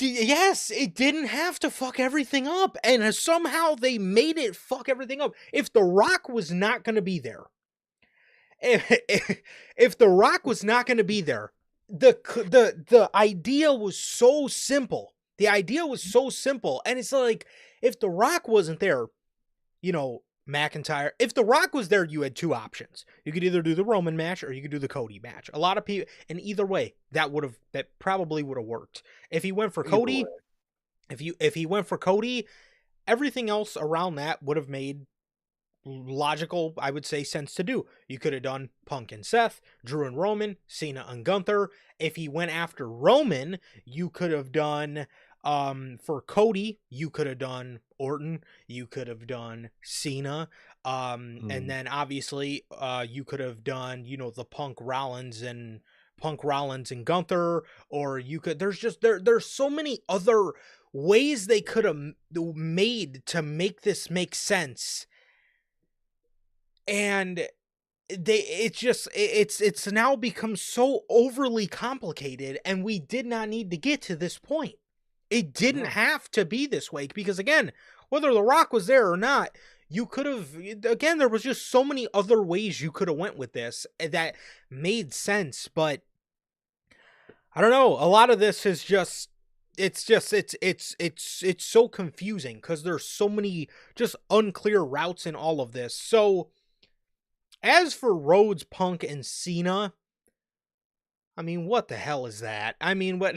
Right. I mean, and again, I wanted to see Punk in a World Heavyweight Championship match at Yeah. Mania, but I wanted to see Punk in a World Heavyweight Championship match at Mania. I didn't really have him slotted for Cody Rhodes right now at all. Um, No. as for Cena, I would have much rather Cena go for Gunther, but Cena versus Cody is something I wanted to see anyway. Yeah.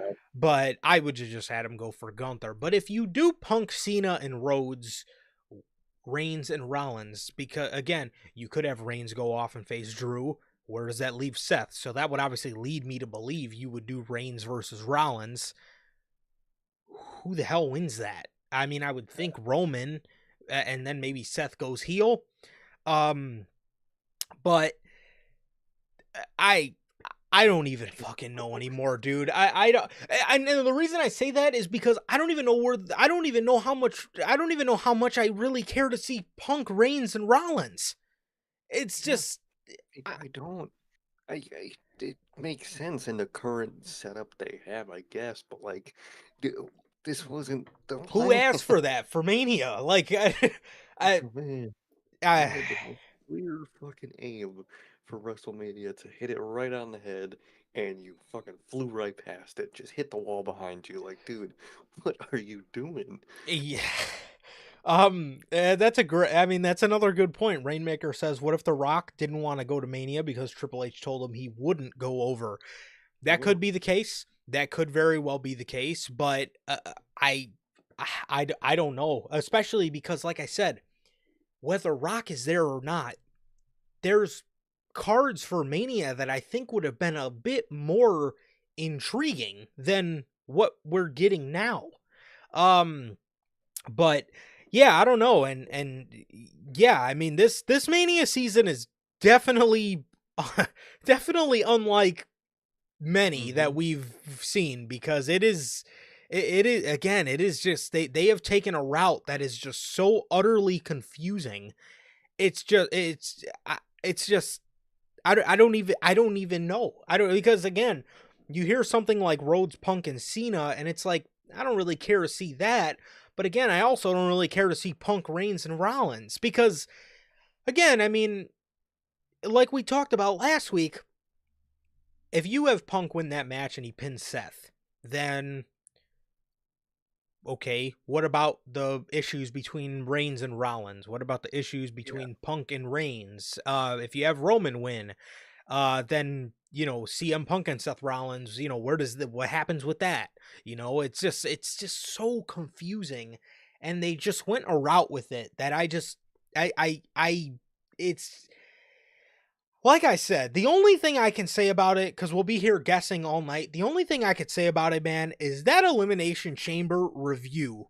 Once we have a more clear-cut vision of where the fuck this is all going, I'm telling you, man, these unscripteds building up to WrestleMania are going to be some of the most interesting talks that we will have as a community. Because fuck, and I'm sure you guys could tell by my lack of just No, just my lack of even guessing here, but I just don't fucking know, man. I don't know, no. but I do know this. Punk, Rhodes, and Cena, that's gonna be a no from me. I mean, if you're gonna do Yeah, something, you should have either done Cody and Randy or just do Cody and Cena. Which it's that simple. it's really as simple as that, man. But yeah, I don't know how you're even skipping on Cody and Randy, man. I Ugh, Cena should fucking have hell. Cena should have been looking at Gunther, and Cody should have been looking at Randy, man. I don't know. I seriously don't fucking know, dude. Maybe a triple threat with Gunther, Punk, and Cena would have worked, but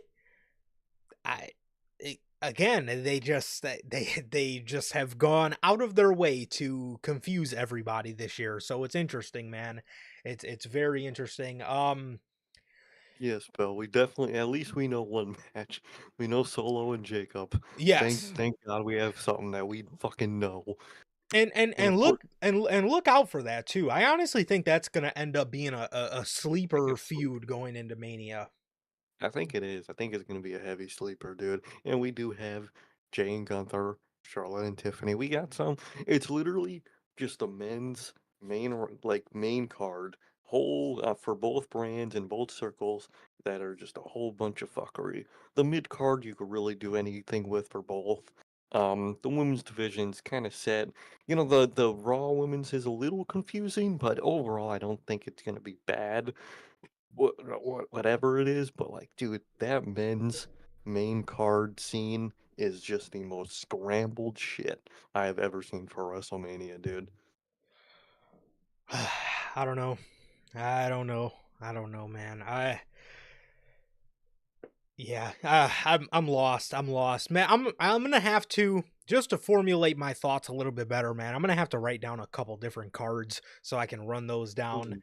Mhm. So I can run those down for you guys whenever I want to talk about these routes because there's so many routes they could go, and they went with such odd choices, man. I will say, and again, not that it's necessarily bad. It's just odd.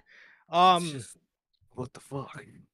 Speaking of WrestleMania, we do have some Mania-like news here today, as it is being reported again from Fightful Select.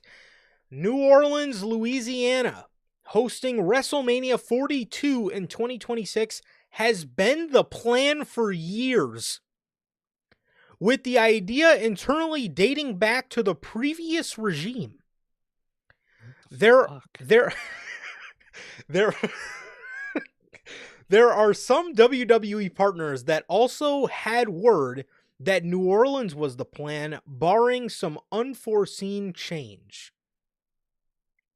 Homie, what is the obsession with New Orleans and WrestleMania They in New they Orleans? must really It's fuck with the people that like run are the in charge city. of booking they must really fuck with the mayor of New Orleans, bruh, because Like, good what the God.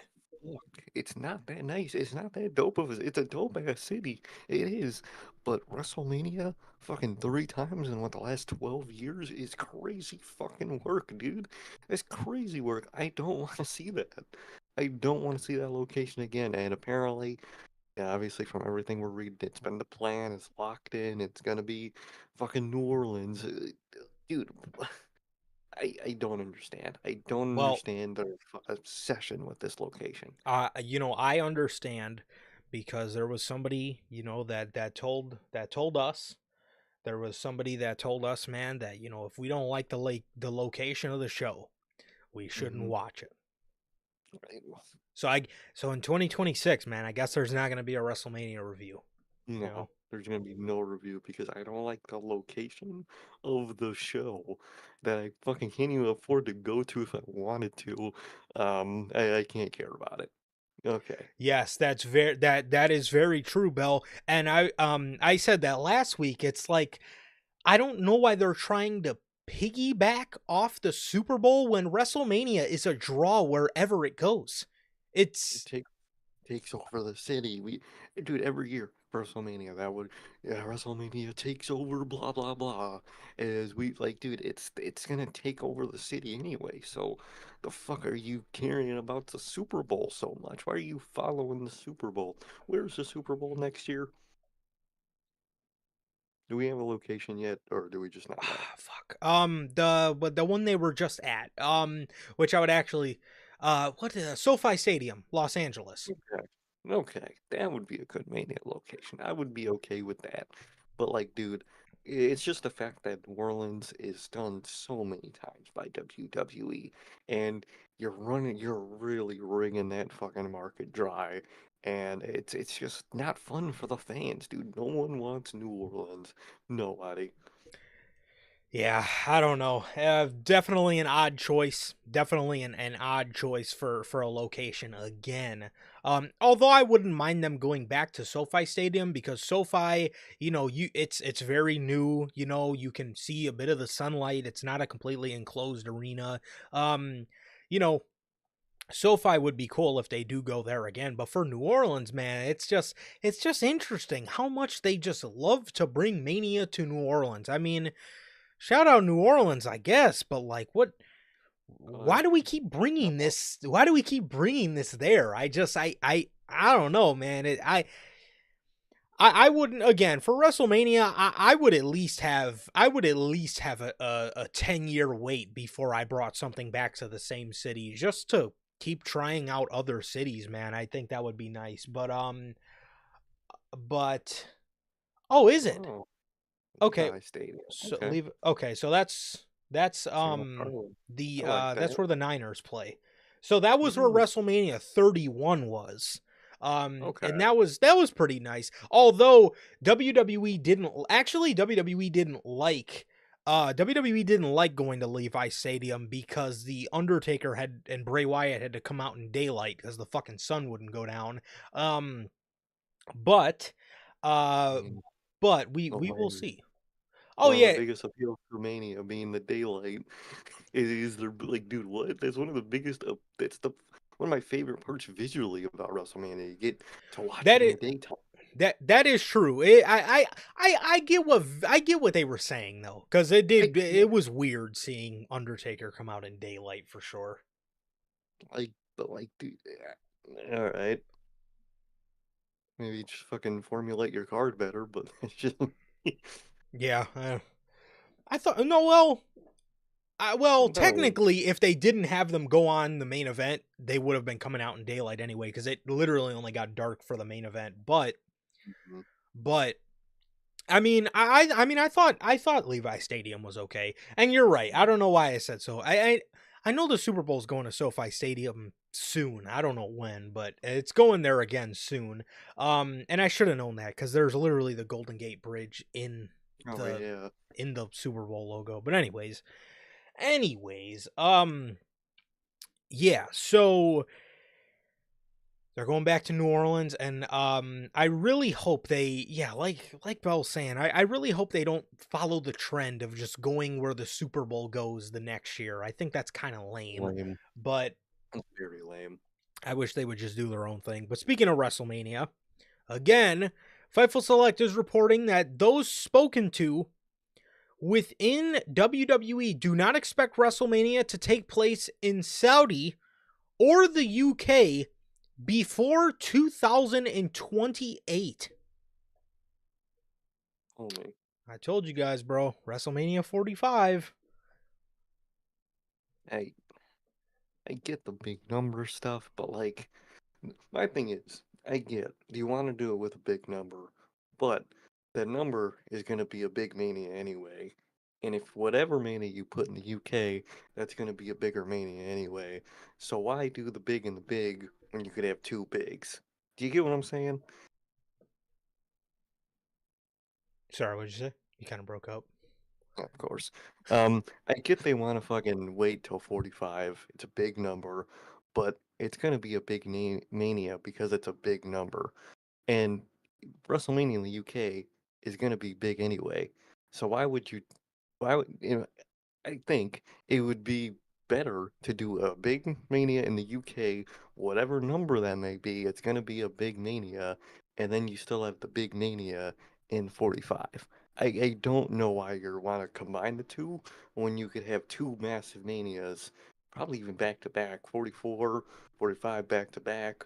You do 43. I don't know I don't think I see the value in waiting the number for a special number like 45 for UK Mania. I think it's all the same if you just fucking do the UK Mania anyway.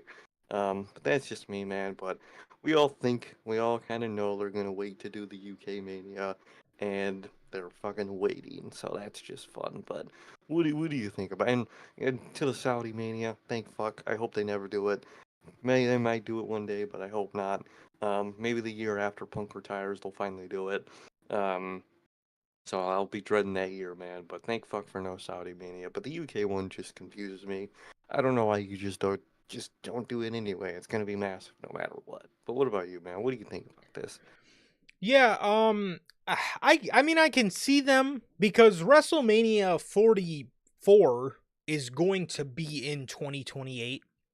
It's going to be in 20 if my uh 26 is 26 is 42. 42, 27 is 43 and 28 is 44. So 2029 will be 45 and I can see them waiting for I get why they would want to wait for a big number, but WrestleMania 39 felt even more big because it was in SoFi Stadium. They could have easily waited for SoFi Stadium for WrestleMania 40, put WrestleMania 40 in this big, beautiful stadium, but they put 39, a more of a, not really a big number, as WrestleMania 39. They could have absolutely waited till the 40-year anniversary of WrestleMania, but WrestleMania 39 being in SoFi Stadium did make it bigger, so I could completely see why your point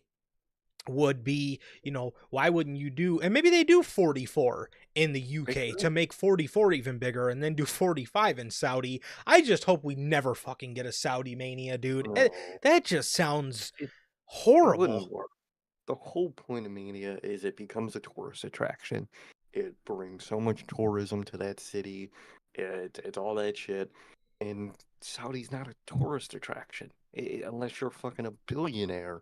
You know what I mean? It's not a Yeah. place where you would just, oh, we saved up. The family's going to WrestleMania. The family cannot do that. Like, it just negates the whole point of WrestleMania to me. Yeah. And I don't think it would ever work. But the UK one would be insane. That's going to be a massive mania whenever that happens. Yeah, but unfortunately, it looks We're like waiting. um it looks like we are going to have to wait until WrestleMania, at least WrestleMania 44 in 2028 before we get a Saudi or a UK Mania. So that sucks. That sucks. And yeah, I don't, again, yeah, I mean, you have the UK on your radar and you decided to bring 42 New to New Orleans. Orleans. Like, what, I dude? don't know about all that, but all right, I guess. But yeah, so that's what we're looking at for WrestleMania. for the next couple of years, man. So we're not getting our UK London Mania until at least another 3 more years, man. So, but I am throwing out the early prediction that they will save the UK WrestleMania for WrestleMania 45. Hmm. So jumping over, man, to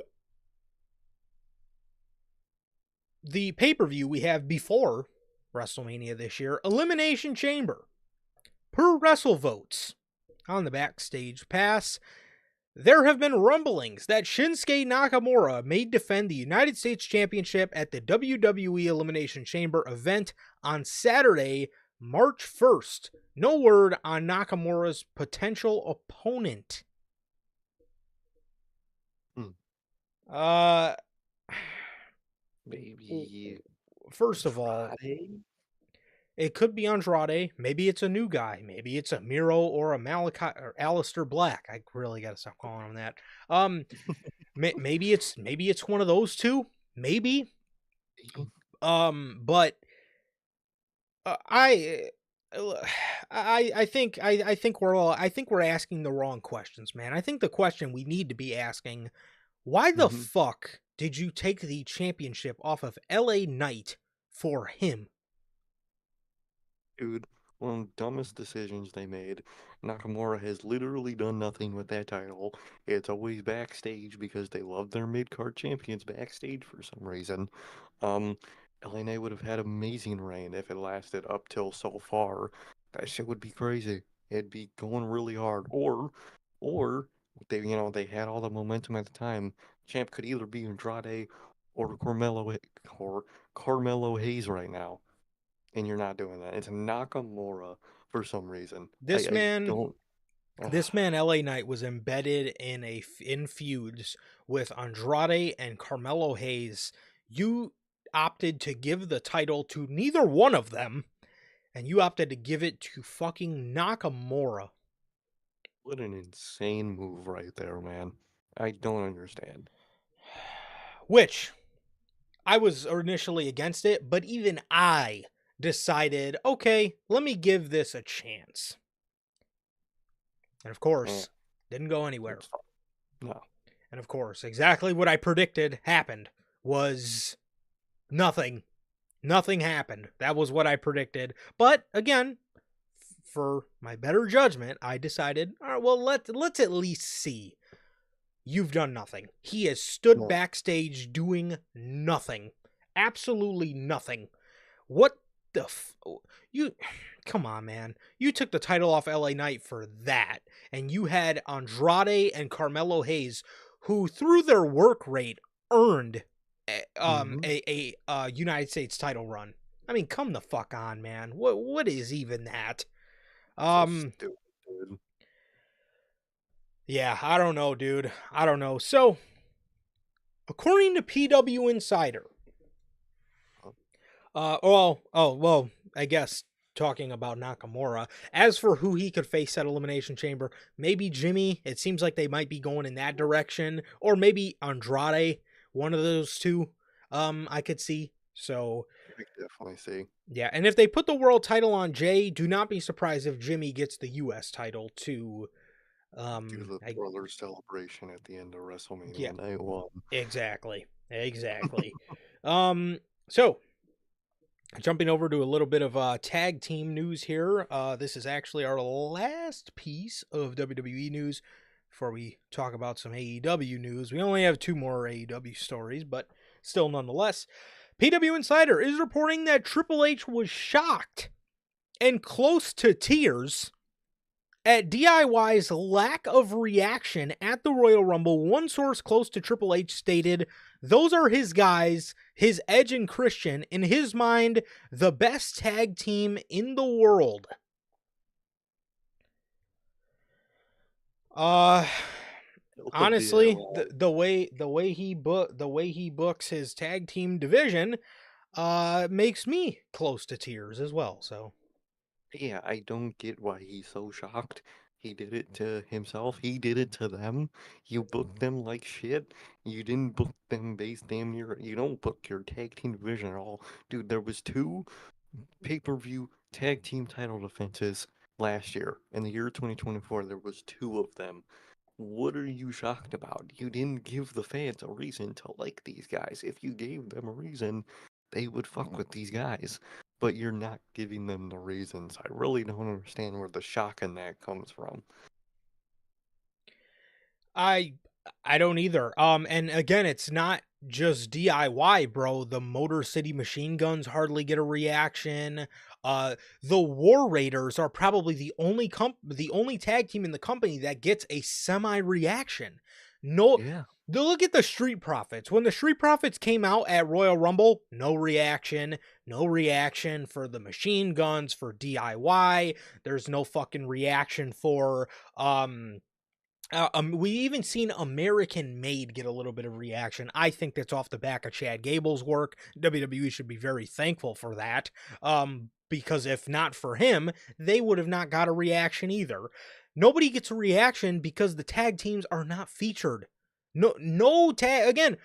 The War Raiders will get reactions when they're just casually putting on a banger on a Monday night, but none of the. I mean, look at the Motor City Machine Guns have just came off utterly bland in WWE. They're just two guys that are just here to You guys. fight the competition and They're DIY. veterans. Yeah, Yeah. and DIY they got a shit theme song. They're just they're I guess all right as heels. The thing about them being heels, I feel Johnny is a little too comical and Ciampa's more of a serious heel. And it just it has an odd mix. And again, that on top of the whole problem of you not featuring your tag teams, you shouldn't be shocked that they didn't get a reaction because you haven't put them in a position, or any tag team really, in a position to get a good to get a good reaction. So I mean I don't know, man, and the War Raiders get a reaction solely off of these guys going out there and getting a reaction through their work rate. But again, Yeah. even at the Royal Rumble, they didn't do much work rate wise to get a Hmm. reaction anyways. The match, as soon as it started to pick up, it ended. Yeah, literally lasted what was it, fucking 12 minutes long, 11 minutes long, that Yeah. for a fucking like, dude, I don't get it. I don't understand what the confusion is for Triple H, dude. You book them to be this way. You book these reactions because you don't really book your fucking tag team division. It's not the math is there. You just gotta fucking pay attention. I don't know, man. I don't know. I understand why he would be upset, but he's also the one booking the show. So he has the power to perceive his tag teams better, which Yeah, will then in turn make your audience perceive the tag teams better. So I don't know. literally. And with them firing a bunch of tag teams, it's very funny to me because if you look at the NXT tag team division, the only tag team that anybody has any interest in seeing be called up is Fraxium. It's not like you Literally. have a rich tag team division down in NXT that people are just foaming at the mouth to see be called up. So I Oh, don't definitely. know. I don't get it, man. I really don't get it. Well, Sir K doesn't get that, man, but what you guys can get is some W Energy, man. W Energy is an energy drink loaded with vitamins and nootropics, formulated to improve focus without the jitters. W Energy is a clean energy formula that is sugar free, 0 calorie, free from fillers and artificial colorings, with 150 milligrams of caffeine per serving. You can now get your W Energy products today with the link below and code NHP at checkout to save yourselves 10% on your next W Energy purchase, man. If you guys are trying to stay up, if you guys are trying to stay up till 10:30 at night to watch this monstrosity of a Grand Slam show, if you guys are trying to stay up to watch Dynamite, if you guys are colliders, you want to stay up to watch that, man, get yourself some W Energy. Or if you want to stay up to wait and see when AEW is finally going to release Ray Phoenix, you guys can also check out some W Energy. Shout out, as always, to the official sponsors of what we do here at NHP, W Energy. Really, W's great. It'll keep you up whether you gotta watch AEW, go to work, work out, try to think about what the fuck this Mania is gonna be. You're gonna be Whew. up all night. Fucking, it'll keep you up all night to figure out what the fuck this is gonna be, man. But W's great. You guys should try it. Yes, sir. Yes, sir. So, Ray Phoenix. It is being reported as of Wednesday, per Fightful Select, AEW had heavily considered releasing Ray Phoenix alongside the recent talent departures. And with that, Chris Featherstone has informed all of us that an AEW source has informed him that negotiations between Tony Khan and Ray Phoenix to end Ray Phoenix's tenure with the company are progressing, and a resolution is expected to be happening soon. He was also informed that Tony Khan has been heavily advised, that's interesting, to put an end to this soon regarding Ray Phoenix's holding period. Mm. What do you think about this, and who do you think Tony Khan was advised by? Ugh, I mean, I think it is good. I don't know why you are. I don't know why you have to like think and be convinced about this. Probably because Tony Khan's being petty, but you know how it goes, man. But it's Yep. good that he is thinking about, just letting all this go and letting all this shit just end and just closing the book, man. Because if we close the book now, he might want to reopen it in the future because it's going to be to the point, probably is already, where he's not going to want to reopen that book in the future, and you did that to yourself. But as to who might be, trying to tell him, like, dude, just fucking end this already, probably the elite, probably the Young Bucks, his friends, that are probably just like, dude, let the man go. Does not want to be here anymore. You're just making the company, yourself, this whole bridge we have between those guys be burnt and look bad, and it's just a better decision to do this. And I'm pretty sure it's probably the Young Bucks, the elite, that are advising him to do that. We have no idea what that circle looks like. I mean, from what I watch on television, I don't know what Will Washington does. I don't know what their main camera guy does of production. I don't know what any of those fucking people do in their day. I don't even know if they talk to Tony Khan because the way the show is produced, I don't think they do. So I don't know if it's any of those guys. Probably the elite, dude. Brian Danielson, like Bell says, is also a That very likely guess. Yep. Very likely guess because, he's obviously he's a good guy. He's probably just like, dude, logically, just end it. But overall, I could see Brian Danielson. I could definitely see Young Bucks in the elite, mainly the Young Bucks. And man, it's just it's an obvious no-brainer for us, but a tough decision for Tony Khan. But what about you, man? Who do you think is the one telling him to just fucking end this? And do you what do you think about it? To be 100% honest with you, bro, I my guess was Brian, because we already know Tony goes to Brian with a lot of his ideas. He said on multiple occasions that Brian's his best friend. So Oh, I could very well see Brian being the one to, kind of steer Tony in the right direction, even though I don't know how somebody had to steer him in that how direction. But honestly, dude, I honestly think anybody that he talks to probably tells him to let these guys go, because if they don't want to be there, and most importantly, you as a matchmaker, if you do not want them there, why the fuck are you wasting money on them? Because we all know how much Tony loves to sign talent. Unfortunately, at the rate you sign talent, you should be releasing talent at the same hmm rate, or else yeah, what happens? You overclog, you oversaturate your roster, and we've seen that in AEW. So you would think he would have got the memo by now, but obviously not. But regardless, again, I don't know why Tony Khan had to be advised that by anybody, but that's neither here or there. And I honestly, again, my guess is Brian Danielson, man. And um, good on whoever is advising him to do this, because they're right. They need to put an end to this. Like I said with Malachi and Miro and Ricky, what's most important to Tony Khan now, end the chatter Mm-hmm. and get your fucking show back on track. And one of the things about getting your show back on track is ending the chatter. Mm-hmm. And once you end that chatter, you can solely focus on booking good television. That's, that's in my opinion what he should be doing, but we're only the podcasters, so we don't know anything. But No, no, nothing. as for Ray Phoenix, obviously we all know he's going to go to WWE, but honestly, I wouldn't go the route of the Lucha Bros at first.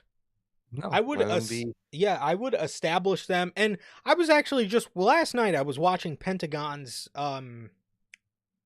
Chris Van Vliet interview, and he did talk about how he did want to focus on, some single stuff for now. I don't know if he's just saying that because Ray Phoenix is because currently at the point the interview was filmed, Ray Phoenix hadn't been released yet.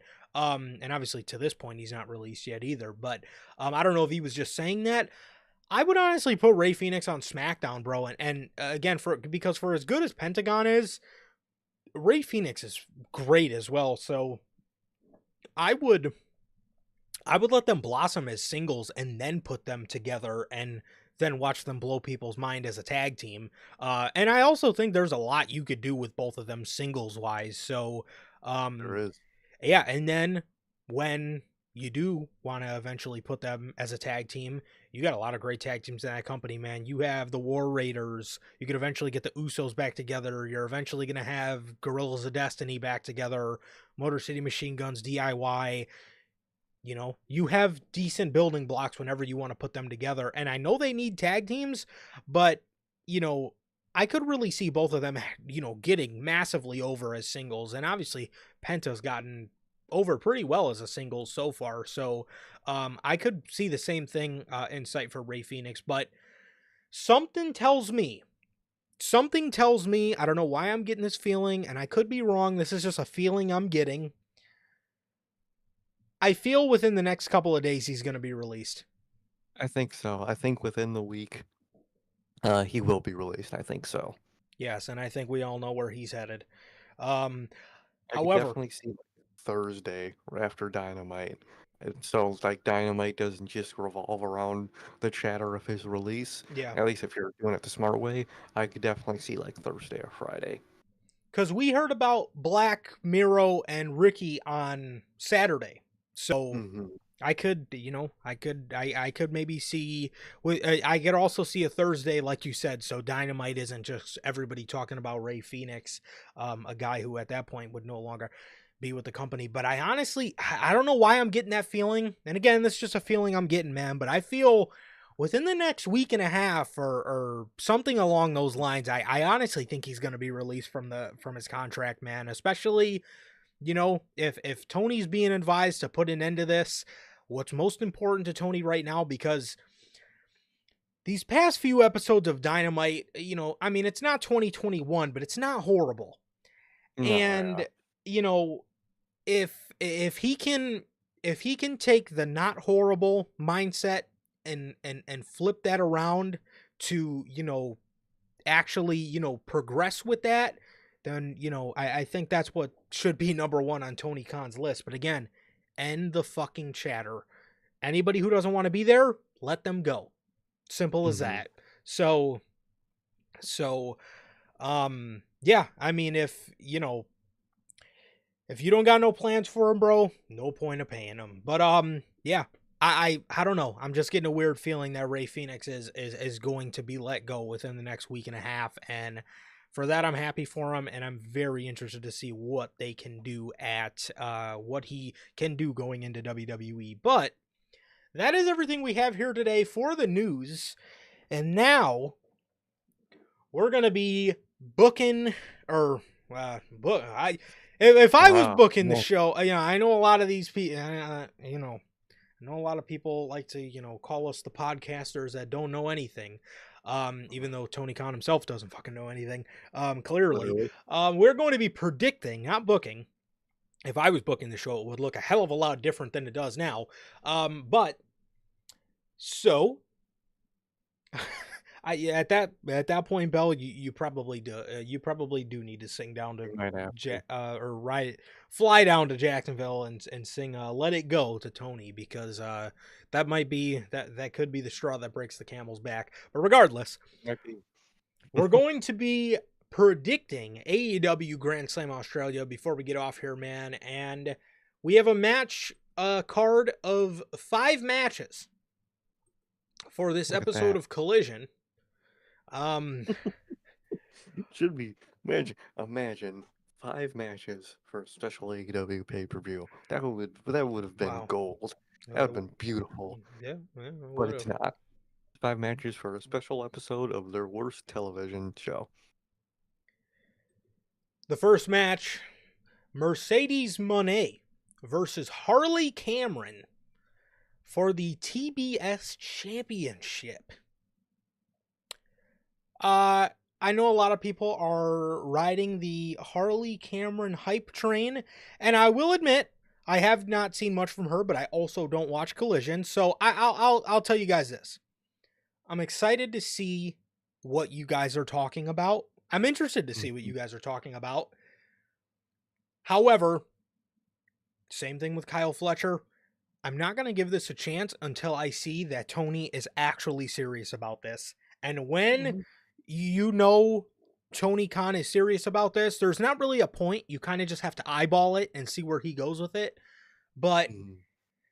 I don't think Harley Cameron is gonna last. I think she's gonna get this match because it's in Australia, and then I think Tony Khan's just gonna throw her to the wayside. In my opinion, And overall, I mean, look at already what he's doing with Kyle Fletcher. Look at what he's he's doing. just You know, he was this huge single star, right? The next Randy Orton, right? All that good stuff, and that's what everybody was saying about the guy. And now he's just another random member of the Don Callis family that Tony went nowhere with. So I'm excited to yep, see what you guys are talking about. I'll say her segments have been entertaining, but again, who's to say she's always going to get those segments? exactly. Probably It's always not. Tony Khan. Fucking so many people were getting great segments until they just weren't randomly. Yeah. So I think like you, I think she will fall victim to the Tony Khan of just use her for a couple weeks and then you'll never use her again. I think that's the obvious there. I think it's an obvious Mercedes win, and I hope the best for Harley. After this, I hope she gets used, man. But who fucking knows? Yep. So yeah, going with Mercedes. Nor do I count on Mercedes to put somebody over. Um, Yeah. the next match for the Continental Championship, Okada versus Buddy Matthews. Yeah, this is this is an obvious Okada win as well. I think this is going to be a banger. Oh, This could have the potential to be match of the night. Jesus fucking Christ. This could have the potential to be match of the night, but I think it's going to be Okada. I think it's gonna be Okada. I think it's a definite Okada win. But it's like you said, it's gonna go crazy. Shit's gonna bang like crazy, but it's gonna be an Okada win at the end of the day. Yes. The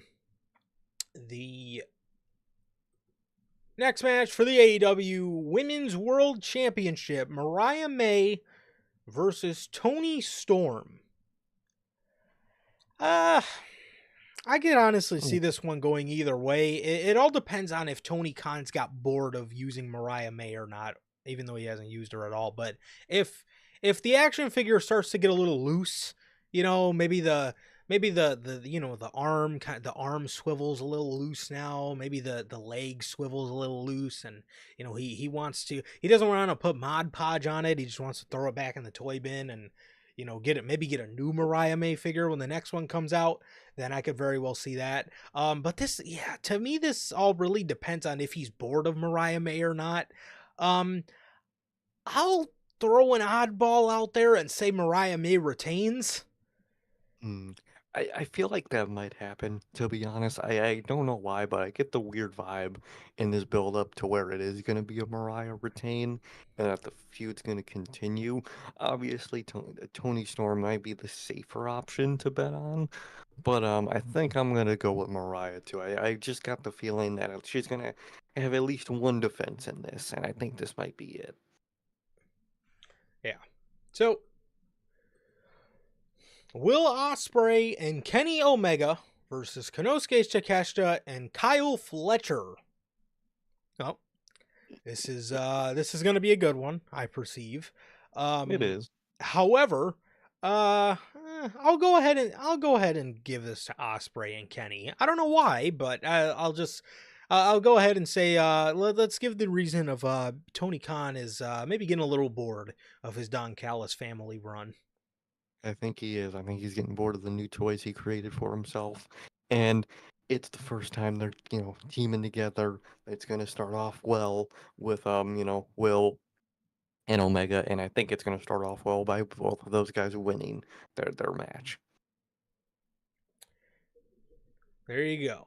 So, in the what I think might be the main event, the Brisbane Brawl, the Death Riders, Jon Moxley and Claudio Castagnoli versus Cope and Jay White.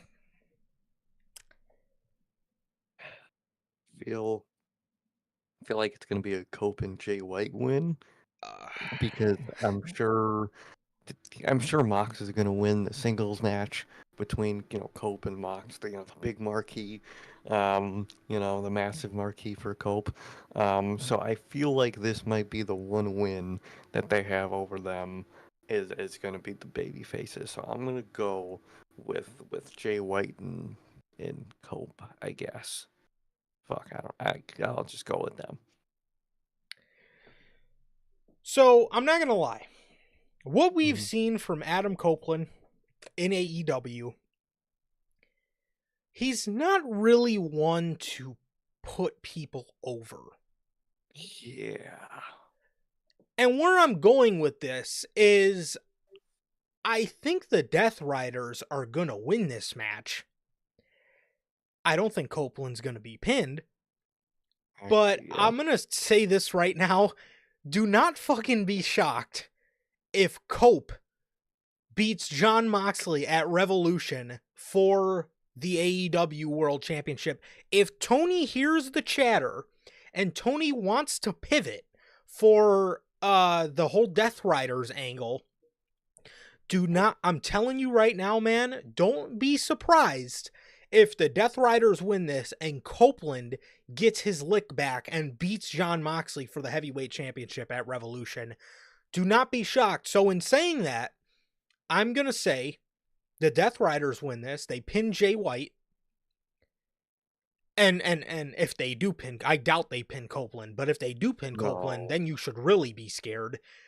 Because I'm not going to lie to you guys, man. I honestly, at this point, I do have Copeland winning the AEW World Championship at Revolution. I don't know what's telling me that, and I hope I'm wrong, because I honestly would and yes, I would rather see Jon Moxley hold the AEW World Championship more than I would have Copeland.